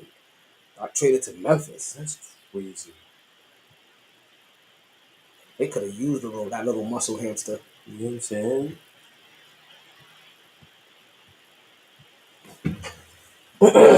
But that's about coming to the end of the show, guys. Thank you for listening. As you can see, we're ridiculously excited about what's going on with our New York Knicks because these Negroes need to go earn their money and stop crying like bitches. I'm just a little upset that the New York Knicks weren't talked about more from the beginning of the All-Star hunt, right? By national media. I'm also upset that they didn't get more chances on TNT because the voting really moved up once First Take started talking about them and TNT started talking about them. See, right? and this is the coonery that I be talking about when it comes to Stephen A. Smith. Sometimes, brother, you spend so much time Bad mouthing them being bad mouthed and suspect talking about the the Knicks. whole season. You know what I'm saying? Because of years past trauma, nobody's telling you, to just forget it. But when you see in the product and you have a voice that could directly impact positively or negatively the squad, use that. Because you want to talk about how Jalen Brunson should have been a starter. Well, imagine if you were talking about the Knicks more on your goddamn show. Because when you're not watching games, all you can really do is be a caricature of your words and be like, "Oh, the New York Knicks. Oh, since Patrick, we need a star. I love Jalen Brunson, but he's not enough. The fuck you think that's gonna do for voting, nigga? Because he should have been on this national. But now, and hopefully we get to see it at the All-Star game, maybe, right? Like Tyrese Halliburton, you're starting to see now. People start paying attention now to him because now everybody's like, "Hey." Because now, listen to what. Because I guarantee you, if you said what you said last year, nobody would give a flying fuck. Here's the negative side of the fame that you've been getting and the notoriety. You go say something like that, thinking that's just gonna fall under a rug. No, my nigga. Now you're being plastered and talked about all goddamn day.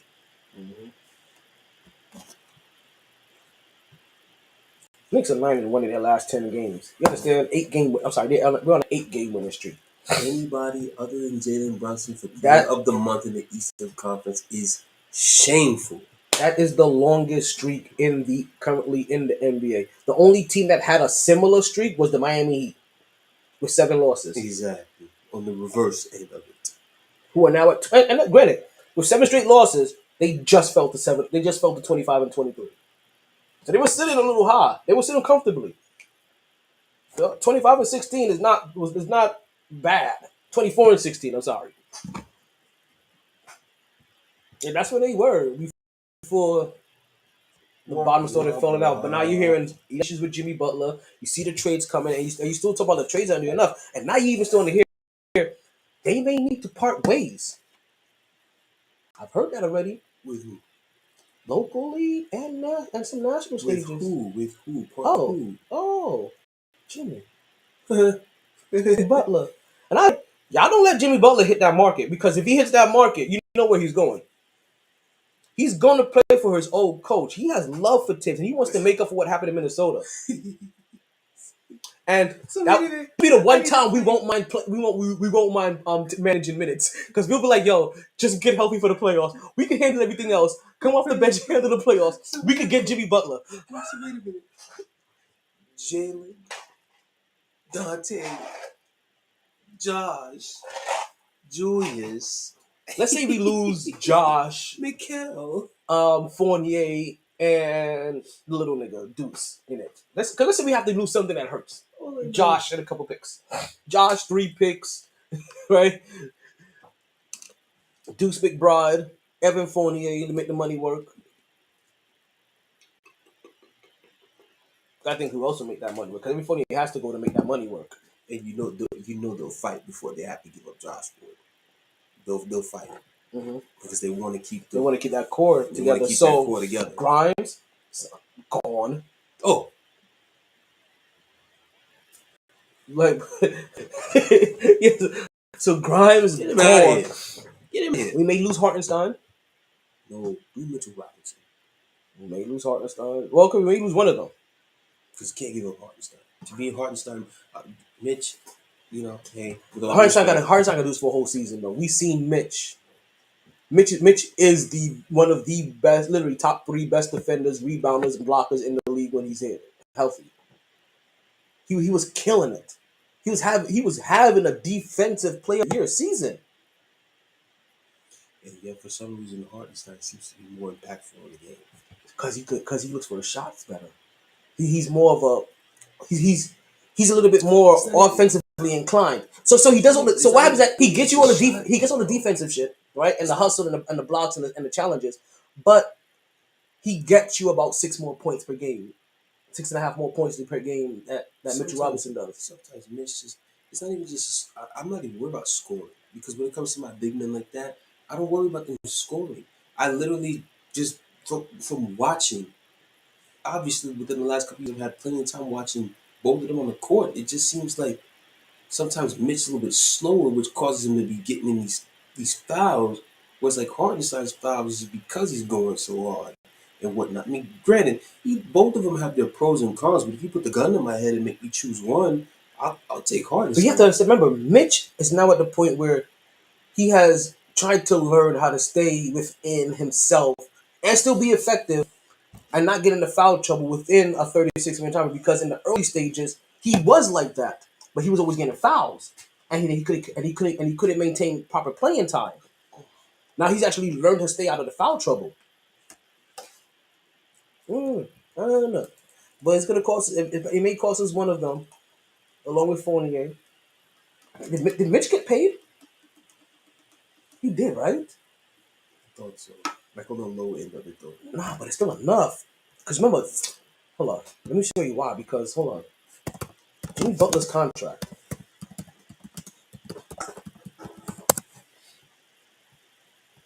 It was a 3-year, 146. That's 48 mil. It would have to be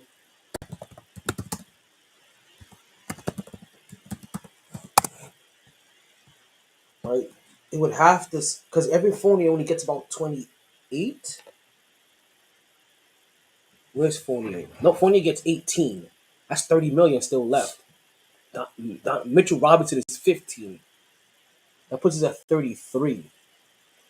You have to get within, I think, 10% or 15% to be able to make the money work. Hey, we got all them picks just sitting there at the men.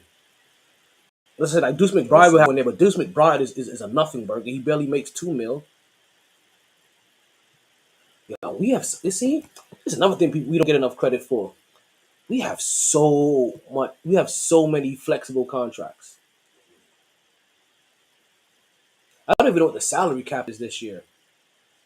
Right, but let's see. Salary cap is at 136, and we're sitting at 160 mil. There's still Evan Fournier's $18 million contract. We go down to 144 mil next year, so we're losing some flexibility in the salary. It's funny. So Evan Fournier, even though that contract comes up, his guaranteed is still at 37 mil. So whether he plays next year or not, he gonna get that 19 mil. Actually, what am I saying? Whether he plays next year or not, he hasn't played in how many, in 2 years now, almost 3 years. He's almost gotten his whole contract without playing. And this bitch has the nerve to be complaining about the bitch. If you don't sit there and collect your goddamn money, I can understand him complaining though, man. He wants to play ball. Can you be mad at him? We just cursed out Tyrese Halliburton for not wanting to play ball and get paid $40 million. This guy wants to play for his 40 mil. He wants more playing time. Listen, what would you have? Like, yo, I'm comfortable coming off the bench and y'all, they gonna pay me. I'll sit here and do nothing. Then we be insulted at him. He actually wants to earn his keep. and do what? Take up space? Are you telling me we could not have used Evan Fournier last year in that Miami Heat series? He was sitting for a reason, B. Because of his defense. But that doesn't mean you can't come off the bench for 4 or 5 minutes and give you a spark on offense. But you think it was just his defense only, B? If your defense is that bad, then that means you need to be dropping points. This motherfucker would have a game that he would drop 20 something or 20. I remember even him having a game where he hit 30. Mm-hmm. But then next game, 4 points, 2 Again, points. I'm not asking him to start. Like, Come off the bench and spark. Come off the bench, and if you're hitting your shots, and we can outweigh your defense with your scoring, I'll keep you in the game while you have the hot hand, because you may give us 5 3-pointers, but you have to give them that opportunity. I feel like you have to at least temper it, be like, okay, here goes some minutes. You get hot, I keep you in. If not, and you're getting burnt on defense, we have to pull you. Understand? Because in the times where he came in and played for us between last year and this year, he showed he's a very capable baller still, and he put up. And it's not he doesn't try on defense. It's just that he's slow. just can't. Yeah, but he just puts in the can't. effort, which is better than nothing. because at least he's trying. Because if he was doing nothing, then these would just be blow-bys. At least he's trying. So he gets so he becomes a pest at times with What's players. the name of our coach? He becomes a nuisance. What's the name of our coach? Thomas Ezekiel Thibodeau. Okay, so obviously with his coaching style, you know the Knicks get practice. You think if Tibbs really saw this stuff, he would still keep this man on the bench? There's a reason he's on that bench. I understand he can't do it for extended periods. That's why you have to. That's why I say you have to try to temper him. Everything that you're saying, Because he still doesn't even give him 2 minutes when the game is in hand. That should tell you everything. Because the game is in hand, you don't need him. Because you rather give the learning minutes to Deuce at that time. But I don't want to give those crucial minutes. I'd rather give to Fournier over Deuce at times. When I'm seeing Deuce isn't doing it. All I know is I can't recall the last time I saw him step on the court. I saw him this year. When? Remember seeing this year? So I'm talking about it. Came in this year and gave us a little spark. When? I don't remember when. You probably exactly because it was probably in November. Oh, it was early this year. Yeah, it's probably in November. Yeah, I don't think he stepped on the court. Well, he hasn't stepped on his court this calendar year. It was before the calendar turn. Yeah, it was probably in early November. Probably early November. December. No, don't try to drag it. He's not getting burned for a reason. And then it doesn't help when on top of that too, you're upset with your minutes and playing. See, and here's how you know he's not a dog. That's another thing too. He's just not a Tibbs guy too. He's not a dog. So he's mad about his playing time or thinking that he could have some type of impact or whatnot during the playoff series with the Heat last year. Fine, got it. What did you do in the offseason to make yourself better to show that you're even worthy of this type of shit? Clearly not enough. Got his shooting percentage up. Yo, it's so funny. Tibbs can't coach young players. Like I don't understand where this narrative. Actually, I do know. Actually, no. It's all because of Karl Anthony Towns, and it's fine. Keep that narrative. Keep that narrative, people. We'll just keep stacking these wins. Who's over 30 on our team? Evan Fournier and Taj Gibson. Is this not Tibbs' fourth year? Fourth year. So that means he had. Sorry, not all of these guys, but Julius Randle when he was 25. He had Mitchell Robinson when he was 21. He had R.J. Barrett at 19. He had damn, we just traded him. Emmanuel Quickly at 19. Jericho Sims since he's been 21. Quentin Grimes since he was 20. But he can't coach young players. One sassy ass center, and he can't coach young players suddenly. He had Derrick Rose when he was the youngest. MVP. You know what? I just realized this. Oh my god. Youngest. You know, so funny. I just realized something.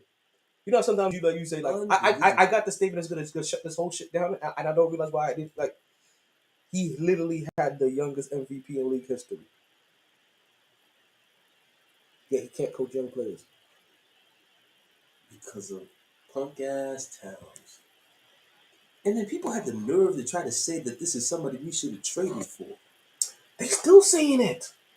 Oh, like, do these people not because of the season? Because of the connections to him and Leon Rose's agency.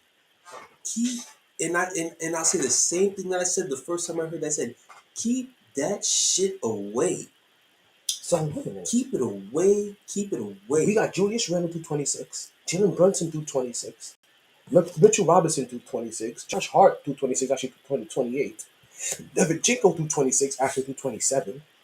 26 gonna be a busy offseason. That's still low. That's a good time. Like that's core player now at this point in time. Devin Chinko is.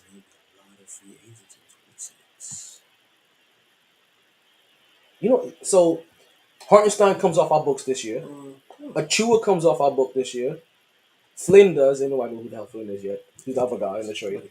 Quentin Grimes. Well, he still has 1 year on his rookie contract after this, so next year as well too. So they'll probably look. So yeah, this is his last year as a Knick. I guarantee you that this is his last year as a Knick. Weird. They're gonna find a trade for this because the option is giving him 15 mil. Don't let the doorknob hit you on the way out, champ. And he ain't gonna take 10 mil like Devinchenko is. So you talking about the option being 15 mil a year for 4 years? That's not bad money. That's not really bad money, to be honest with you. That's a $60 million contract. For Quentin Grimes? But remember how I look at things. Look, I'm looking at what is $15 million worth in 2029. That's like having an $8 million contract. On your, But if you can avoid it, and yeah, that's not even a lot. That's a bar. That's probably a little overpaying, but hopefully hold on. You said a bargain for somebody who's probably the sixth, maybe the seventh important person on the team? 15 mil is nothing money in the NBA. I'm sorry. That's gonna be them lowballing him. 12 mil? 48 mil? 4 years?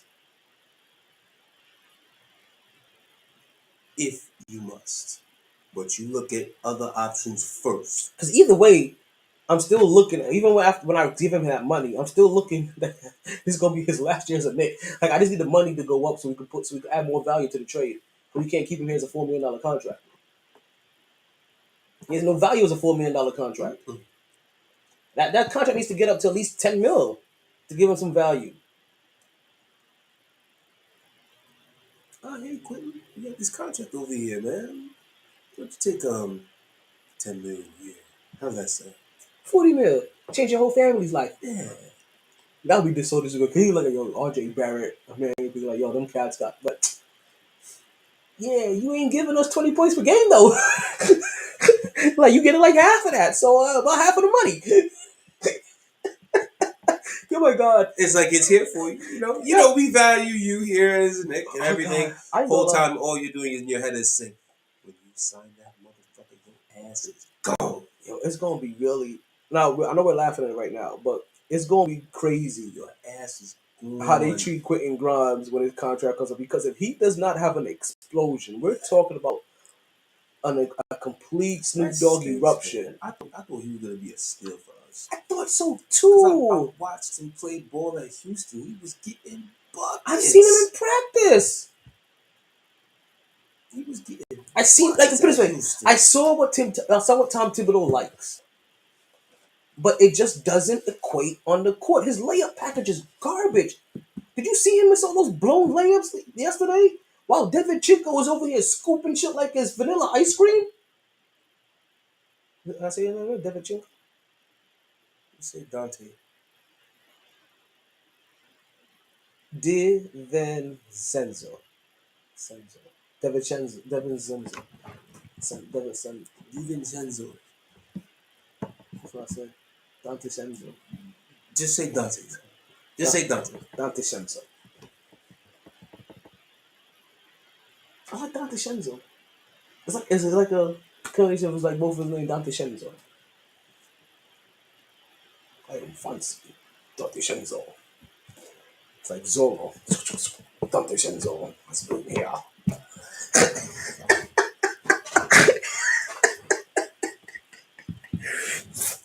Knicks, don't be good, be great. That's all I gotta say. Don't be good, be great.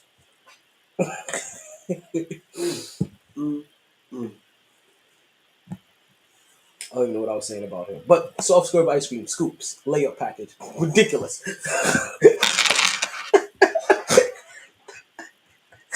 Quentin Grimes. What the fuck is this Rocky Road shit he be putting on? Oh, pimply face motherfucker, man. I swear. And why do you still have acne? He's losing so much. Yo, Grimes, get it together because you're losing me fast. You're losing me fast, Quentin. Hey, yo. And you're not even the cool toe sucking Quentin. Like, you're this guy. His brother looks like this. Let me not make fun of his brother. His brother not even a brother. Like, oh man, I'm sorry, Quentin. He even feels like Quentin is even like the whitest of black names. Like, it's Quentin. Like, I think of Ivy Prep School for real. with the fucking sweater tied around the neck. Oh man, I should share my screen. The right sweater tied now. around the neck. Quentin is like Carlton. Oh, Hold on, let me share this screen with you guys, just so that you can just colored polo with the sweater tied around the neck with some loud ass shorts. just so you guys can see one time what I'm actually seeing right here. What's his name? What was his name again? Something Tyler? Something like that. Nope, that's not it. That's not it. There we go. Tyler Myers. Like, that's who we're talking about. That's Quentin Grimes' brother. Wait, did you show it? Oh, man, there we go. That's Quentin Grimes' brother. That's him. White is the damn jersey he's wearing. He looks more like he's Tom Brady's brother. Blends in with the he looks like helmet. Matt Ryan's little brother. Blends in with the helmet. Oh, is he wearing a helmet? Sheesh. Oh, shit. Oh, man, why look like his brother got more play in school than he did? He was more accepted in his town. Quentin, get your shit together, please. I don't want to. I shouldn't even be talking this much shit about you, but because I spent a lot of the years explaining why you exist on this team for the most part. Now I'm looking at all these other guys come in and consistently outplay you, out hustle you, outshoot you, out confidence you. Not good.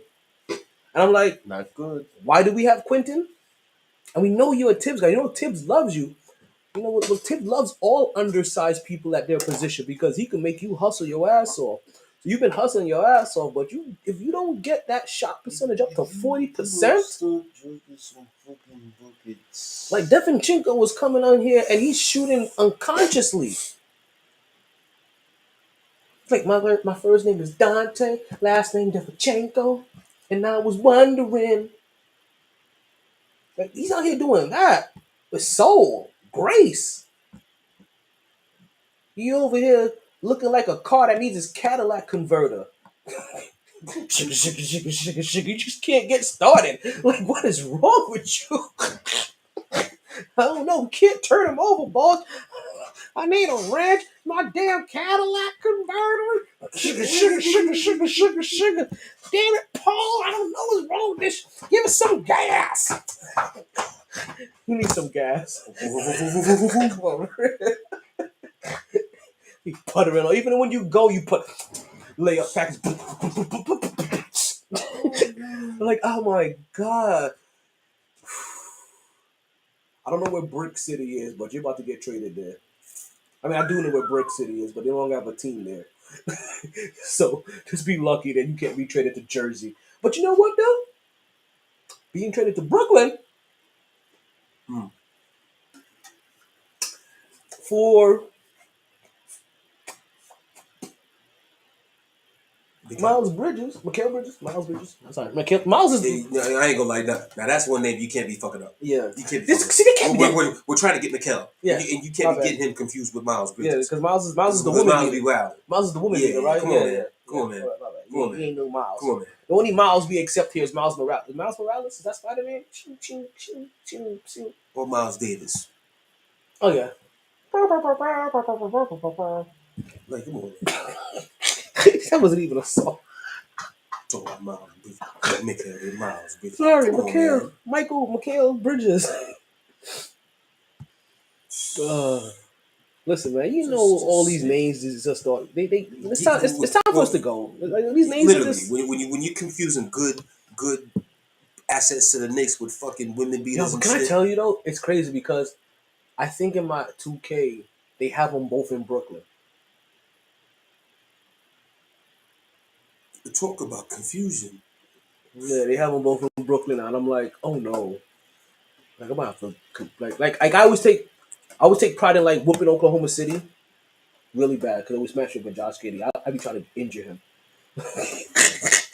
I be trying to find that button to give him the Draymond special. Exactly. Stone Cold. Stone Cold. You know what? Thinking about it now, if Draymond did that exact thing that he did on Giddy, I don't think he would have been suspended indefinitely. Nah, yeah, the league would have been like, you know what? We haven't been able to get that fucker yet, so We got to give you a 1 game special for swinging and making contact. Just to let you know, it's in the laws. But good job, great job. giving him the attaboy like, yeah, hey, no, we ain't even gonna deduct your pay. We just gotta sit you down for a game. Like, but Just to save it. next time, give him a Zaza Pachulia if you can. Like fall right underneath the ankle. Like So hopefully he'll have that same injury that Kawhi had. Zaza Pachulia. That name still triggers. Pachulia. This name triggers very logical sports fans that I know. Like, you understand? Logical sports fans that I know. You say the name Zaza Pachulia, and they grow here in places they no longer have here. Like, I ain't gonna hold you. For a while, it fucked with me. Not that I wanted the Spurs to win that series, but I damn sure thought I would have had a much more competitive series if that play did not happen. it completely changed immediately. Literally, they were up to 23 at that point, and then came back like it was nothing. Like it was nothing. Still a great game one, but all the other games after that, oh god, blowout, blowout, blowout. I was like, damn, this was supposed to be a 6-7 game series. At least make Golden State sweat it out. Nah. Kawhi got hurt, and that was all she wrote. Just like the show. Kawhi never been the same since. Motherfucker. He was supposed to go to LA and win a championship before LeBron did. LeBron was like, wait, what? We have basketball camp and I can get credit for it? Nah, sign me up. I'm here for it. I know I said I didn't like this told nah, sign me up for it. I'm gonna let you guys know right now, it's gonna be the hardest championship I've ever had to play in. Let's let you guys know now, from game one of the playoff, this is the hardest we've ever had to play. No crowd, no pressure, no travel. Away from our family. Even though family can be with us, some of them can. Away from our family and only Putas and Mickey, this is the hardest championship we've ever had to participate in. Like, when people start qualifying their statement before it happens, like, hey, I don't, hey, you let us judge that. And the survey says, nah. That was false. Pippen, I think we officially got it all out. I think we have nicked out for the night. Yes. I think we've called everybody up to the carpet, held everybody accountable that needs to be held accountable for. I mean, even though the Dallas Cowboys suck, they're two people. Call Anthony Towns again. Sorry. And somebody else that made a similar statement. Call Anthony Towns has come out flatly and said he has no problem with Tom Thibodeau. He could play for Thibodeau. He's Don't fall for it, Knicks. That's what. Now, don't fall for it. So that's the sign. That's the sign that's out there. Somebody else who said bring in that softness in here. Somebody else who said I don't have a problem with a person or have a bringing in a person or playing or coexisting with a person was Jerry Jones about Bill Belichick. He said, I have no problem bringing I can play with Bill. And he said it twice. I fucks with Bill. He doubled down. Jerry Jones is an unofficial pimp. You know when he said this? He was at senior day. He is because he's the general manager. He's a pimp. And he said, yeah, I can fuck with Bill Belichick, and Bill Belichick ain't gonna have no job I can because Talk about because he said listen because he also said because Dak Prescott, like, we're gonna go as far as Dak Prescott takes us. He goes, and how far is that? Well, you guys have seen. talk about cheating on your wife. This. Can you hear that response? When we ran it up, they asked him, how far can this team go as far as Dak Prescott takes us? Well, how far is that? You have seen. Jerry Jones' response to it, you have seen how far he takes us. That's how far. But you see what's fucked up about that? He only lists Dak. How about your defense don't let somebody put up 48 on your head? That star is bright and light. Bright and light. Make sure you put some of that on that defense that everybody was sucking dick about. Was it Micah Paul's doomsday defense? Lawrence Taylor? Next Lawrence Taylor. He didn't even look like the next Deron Ray Bland, Rice. 6 pick sixes. Sorry, not Ray Rice, Ray Lewis. My bad. Shit. Let's cut the show. Deron Bland, 6 pick sixes. Didn't hear shit after the last pick six from him. You know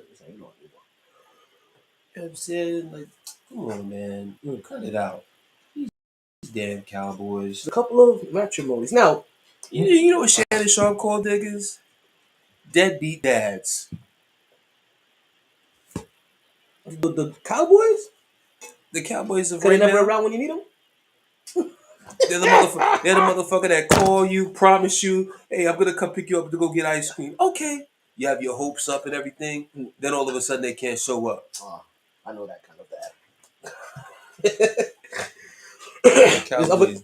Cowboys deadbeat dads. That's crazy. Now, before we officially, there's a couple other trade rumors. So, like I said, Karl Anthony Towns is still a loose name out there. He's not really a trade rumor. He just keeps mentioning that he will play for the Knicks. That he can play for Tom Thibodeau. Keep it away. Bruce Brown is a name. I take that. Bogdan Bogdanovic. Both of them are available. Feisty and can shoot. I'll take that. Devin Fournier, that'll be your replacement right there. Like I said, Mikal Bridges, we mentioned him already. And there was a fourth name. Wait, Bogdan Bogdanovic and Mikal Bridges. No, Brogdon too. I heard Brogdon. Okay, that's another name. He's too sewn into Brogdon Bogdanovic. So I'm thinking I'm combining that in somehow. Brogdon Bogdanovic, but Brogdon, probably both. But it's both of them. No, it's Brogdon. It's Brogdon Bogdanovic and it's some Brogdon or whatever. Somebody Malcolm Brogdon. There we go. I was gonna call him Mikal Brogdon, but I'm getting all my Mikals and Michaels and Miles is mixed up. I'm about to call him Miles Brogdon.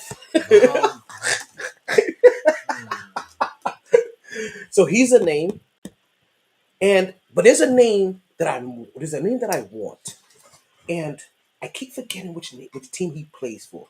Minnesota, and he's a point guard, a little light skinned motherfucker. I think his name starts with a T. It's not him, man. Tyus Jones. Backup point guard for Memphis. Yes, Tyus Jones. Well, now he's for Washington actually. If we had to get a backup, I wouldn't mind. He held it down when John Morant was missing games. He holds it down. His plus minus and assist to turnover ratio is also one of the highest ones out there too. He does great work. He's only 6'1" though. Because that way, if we have to quote unquote rest Jalen Brunson, at least we can put this nigga in. So there's a lot of names I hear people talk about. I haven't heard his name come up, and he's a person I can really if we had to okay, maybe we just need another backup ball because we really don't have another backup ball handler, really. Do a half-failed experiment, right? Let's look at Tyus Jones' contract as well too, while we're here and finish this off. So what you say, Obi? And Obi as well. Because now you showed me this. What about Kuzma? What would you think about that? On the Knicks. Just throw the name. Mr. Fur Coat? Just throw the name out there. So we had Obi. I believe he's matured over time. New York is too big for him. He wants to be a fashion model. New York is too big for him. You want him looking like Cameron every other game? played for the Lakers doing that thing. He did it in Washington too. You forgot his team had a fashion show this year. I'm saying nobody's asking him to be the focal point. You know what I'm saying? Like, but a guy on any given note that could drop a 20, 25 piece. You know what I'm saying? Plays the right way. It's not like he's out here doing knuckleheaded shit on the court. That is off the court. That means enough. But on the actual basketball court, no, not you get him confused with Poole. That's Poole doing that shit. It's him and Poole. It's a pool party. No. That's Poole. Because now if you want to say that, then you have to put this nigga involved in it too. Then His name popped up too. Jordan? Yes. No.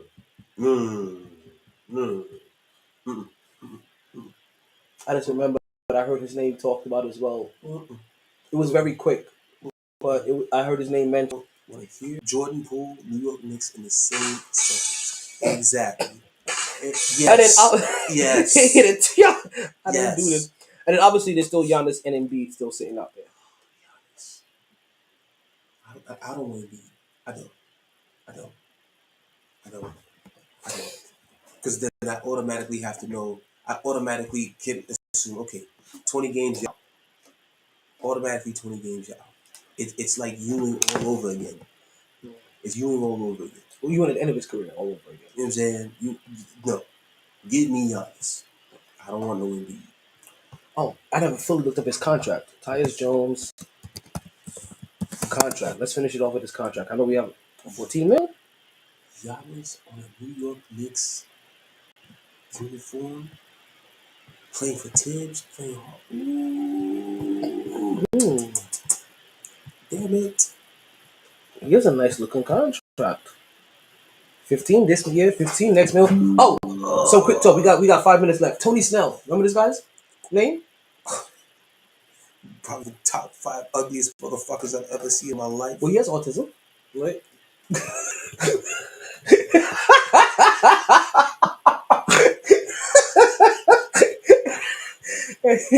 and that's why his face looks like that, partly.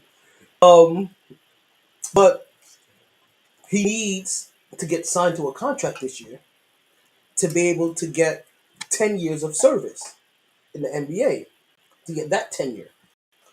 And what that does is that it qualifies you, right? Like it basically gives you tenure in the NBA at that point in time. So it qualifies you for the medical and things like that. So you can be taken care of even past. And you're saying Tibbs look out for a former No. player. This is not New York related. This is just a nugget. Denver. Right? Just a little flex. Like, yeah, but he needs to be signed before this trade deadline, before the deadline hits, and gets onto a team so he can get that tenure. Because he also has 2 kids that also has autism too. I didn't know autism was. Well, hopefully he's calling these teams like, hey, yo, I don't even play for y'all for more. Just put me down. Listen, if Tibbs gave him a 10-day contract, I wouldn't. If he gave him a 10-day contract, I wouldn't mind it. Just don't shoot the ball. He's supposed to be a shooter though. Don't shoot. I've seen him shoot. Don't shoot the ball. Did he play for Tibbs at one point in time in Chicago? That's what I'm saying. Ah, that's why you said that initially. Yeah. Former player. Look out. True. Everybody needs some good karma. Tibbs, you do something like that, maybe good karma come our way and manage you. Man, if we get Jimmy, we won't even play Jimmy. We'll load manage the shit out of Jimmy because Jimmy don't care. Jimmy just wants to be in the end when it matters the most. We load manage Jimmy to the end of the season because we don't need to rely on him. We get playoff Jimmy and LeBron James' last year in the league, and we beat the Lakers.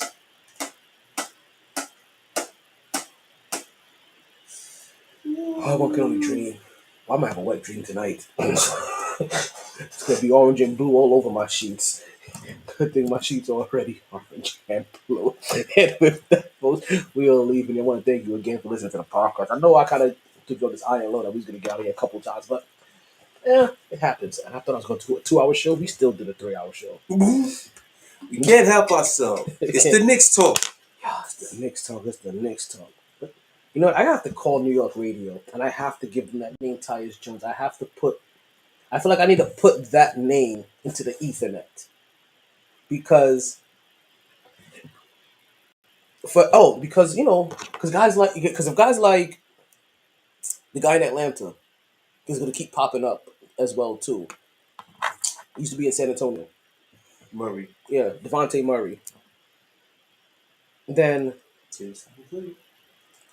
Tyus Jones will work too. But yeah, listen, there's a lot of. Speaking of Devontae, we were at Lewis's baby shower over the weekend, right? And I couldn't do no, it. that's what I'm saying. So Lewis, like not Lewis, but they don't have a name yet. And Darnell was joking about, oh, we should call him the TJ or something like that. As he was talking about like a way to incorporate mine, Johnny's, and his name all together in one. And I was like, they call him the Jonte. like, they were like the John, like yes, the Jonte. They were like, you know what? It don't even matter now what his name is. We gonna call him the Jonte. Like yo, the Jonte, get over here. That's how it. Like why they like? Oh, he's gonna go to school, but like, yo, the Jonte. Like, how do you Jonte from Alex Mejia? Like, it's gonna be some shit like, how do you get the Jonte from Alejandro I got Mejia? niggas for uncles. Yeah, yo, for real. I got niggas for uncles. The Jonte. I was like, yo, now I may have to put that into a real pool for kid names, the Jonte. Like, the way kids are named now, like, the Jonte ain't that far fetched. Now it made me realize how people came up with these names like Devontae and DeJounte. Like, damn, you gonna name it after all the potential baby daddies? Like,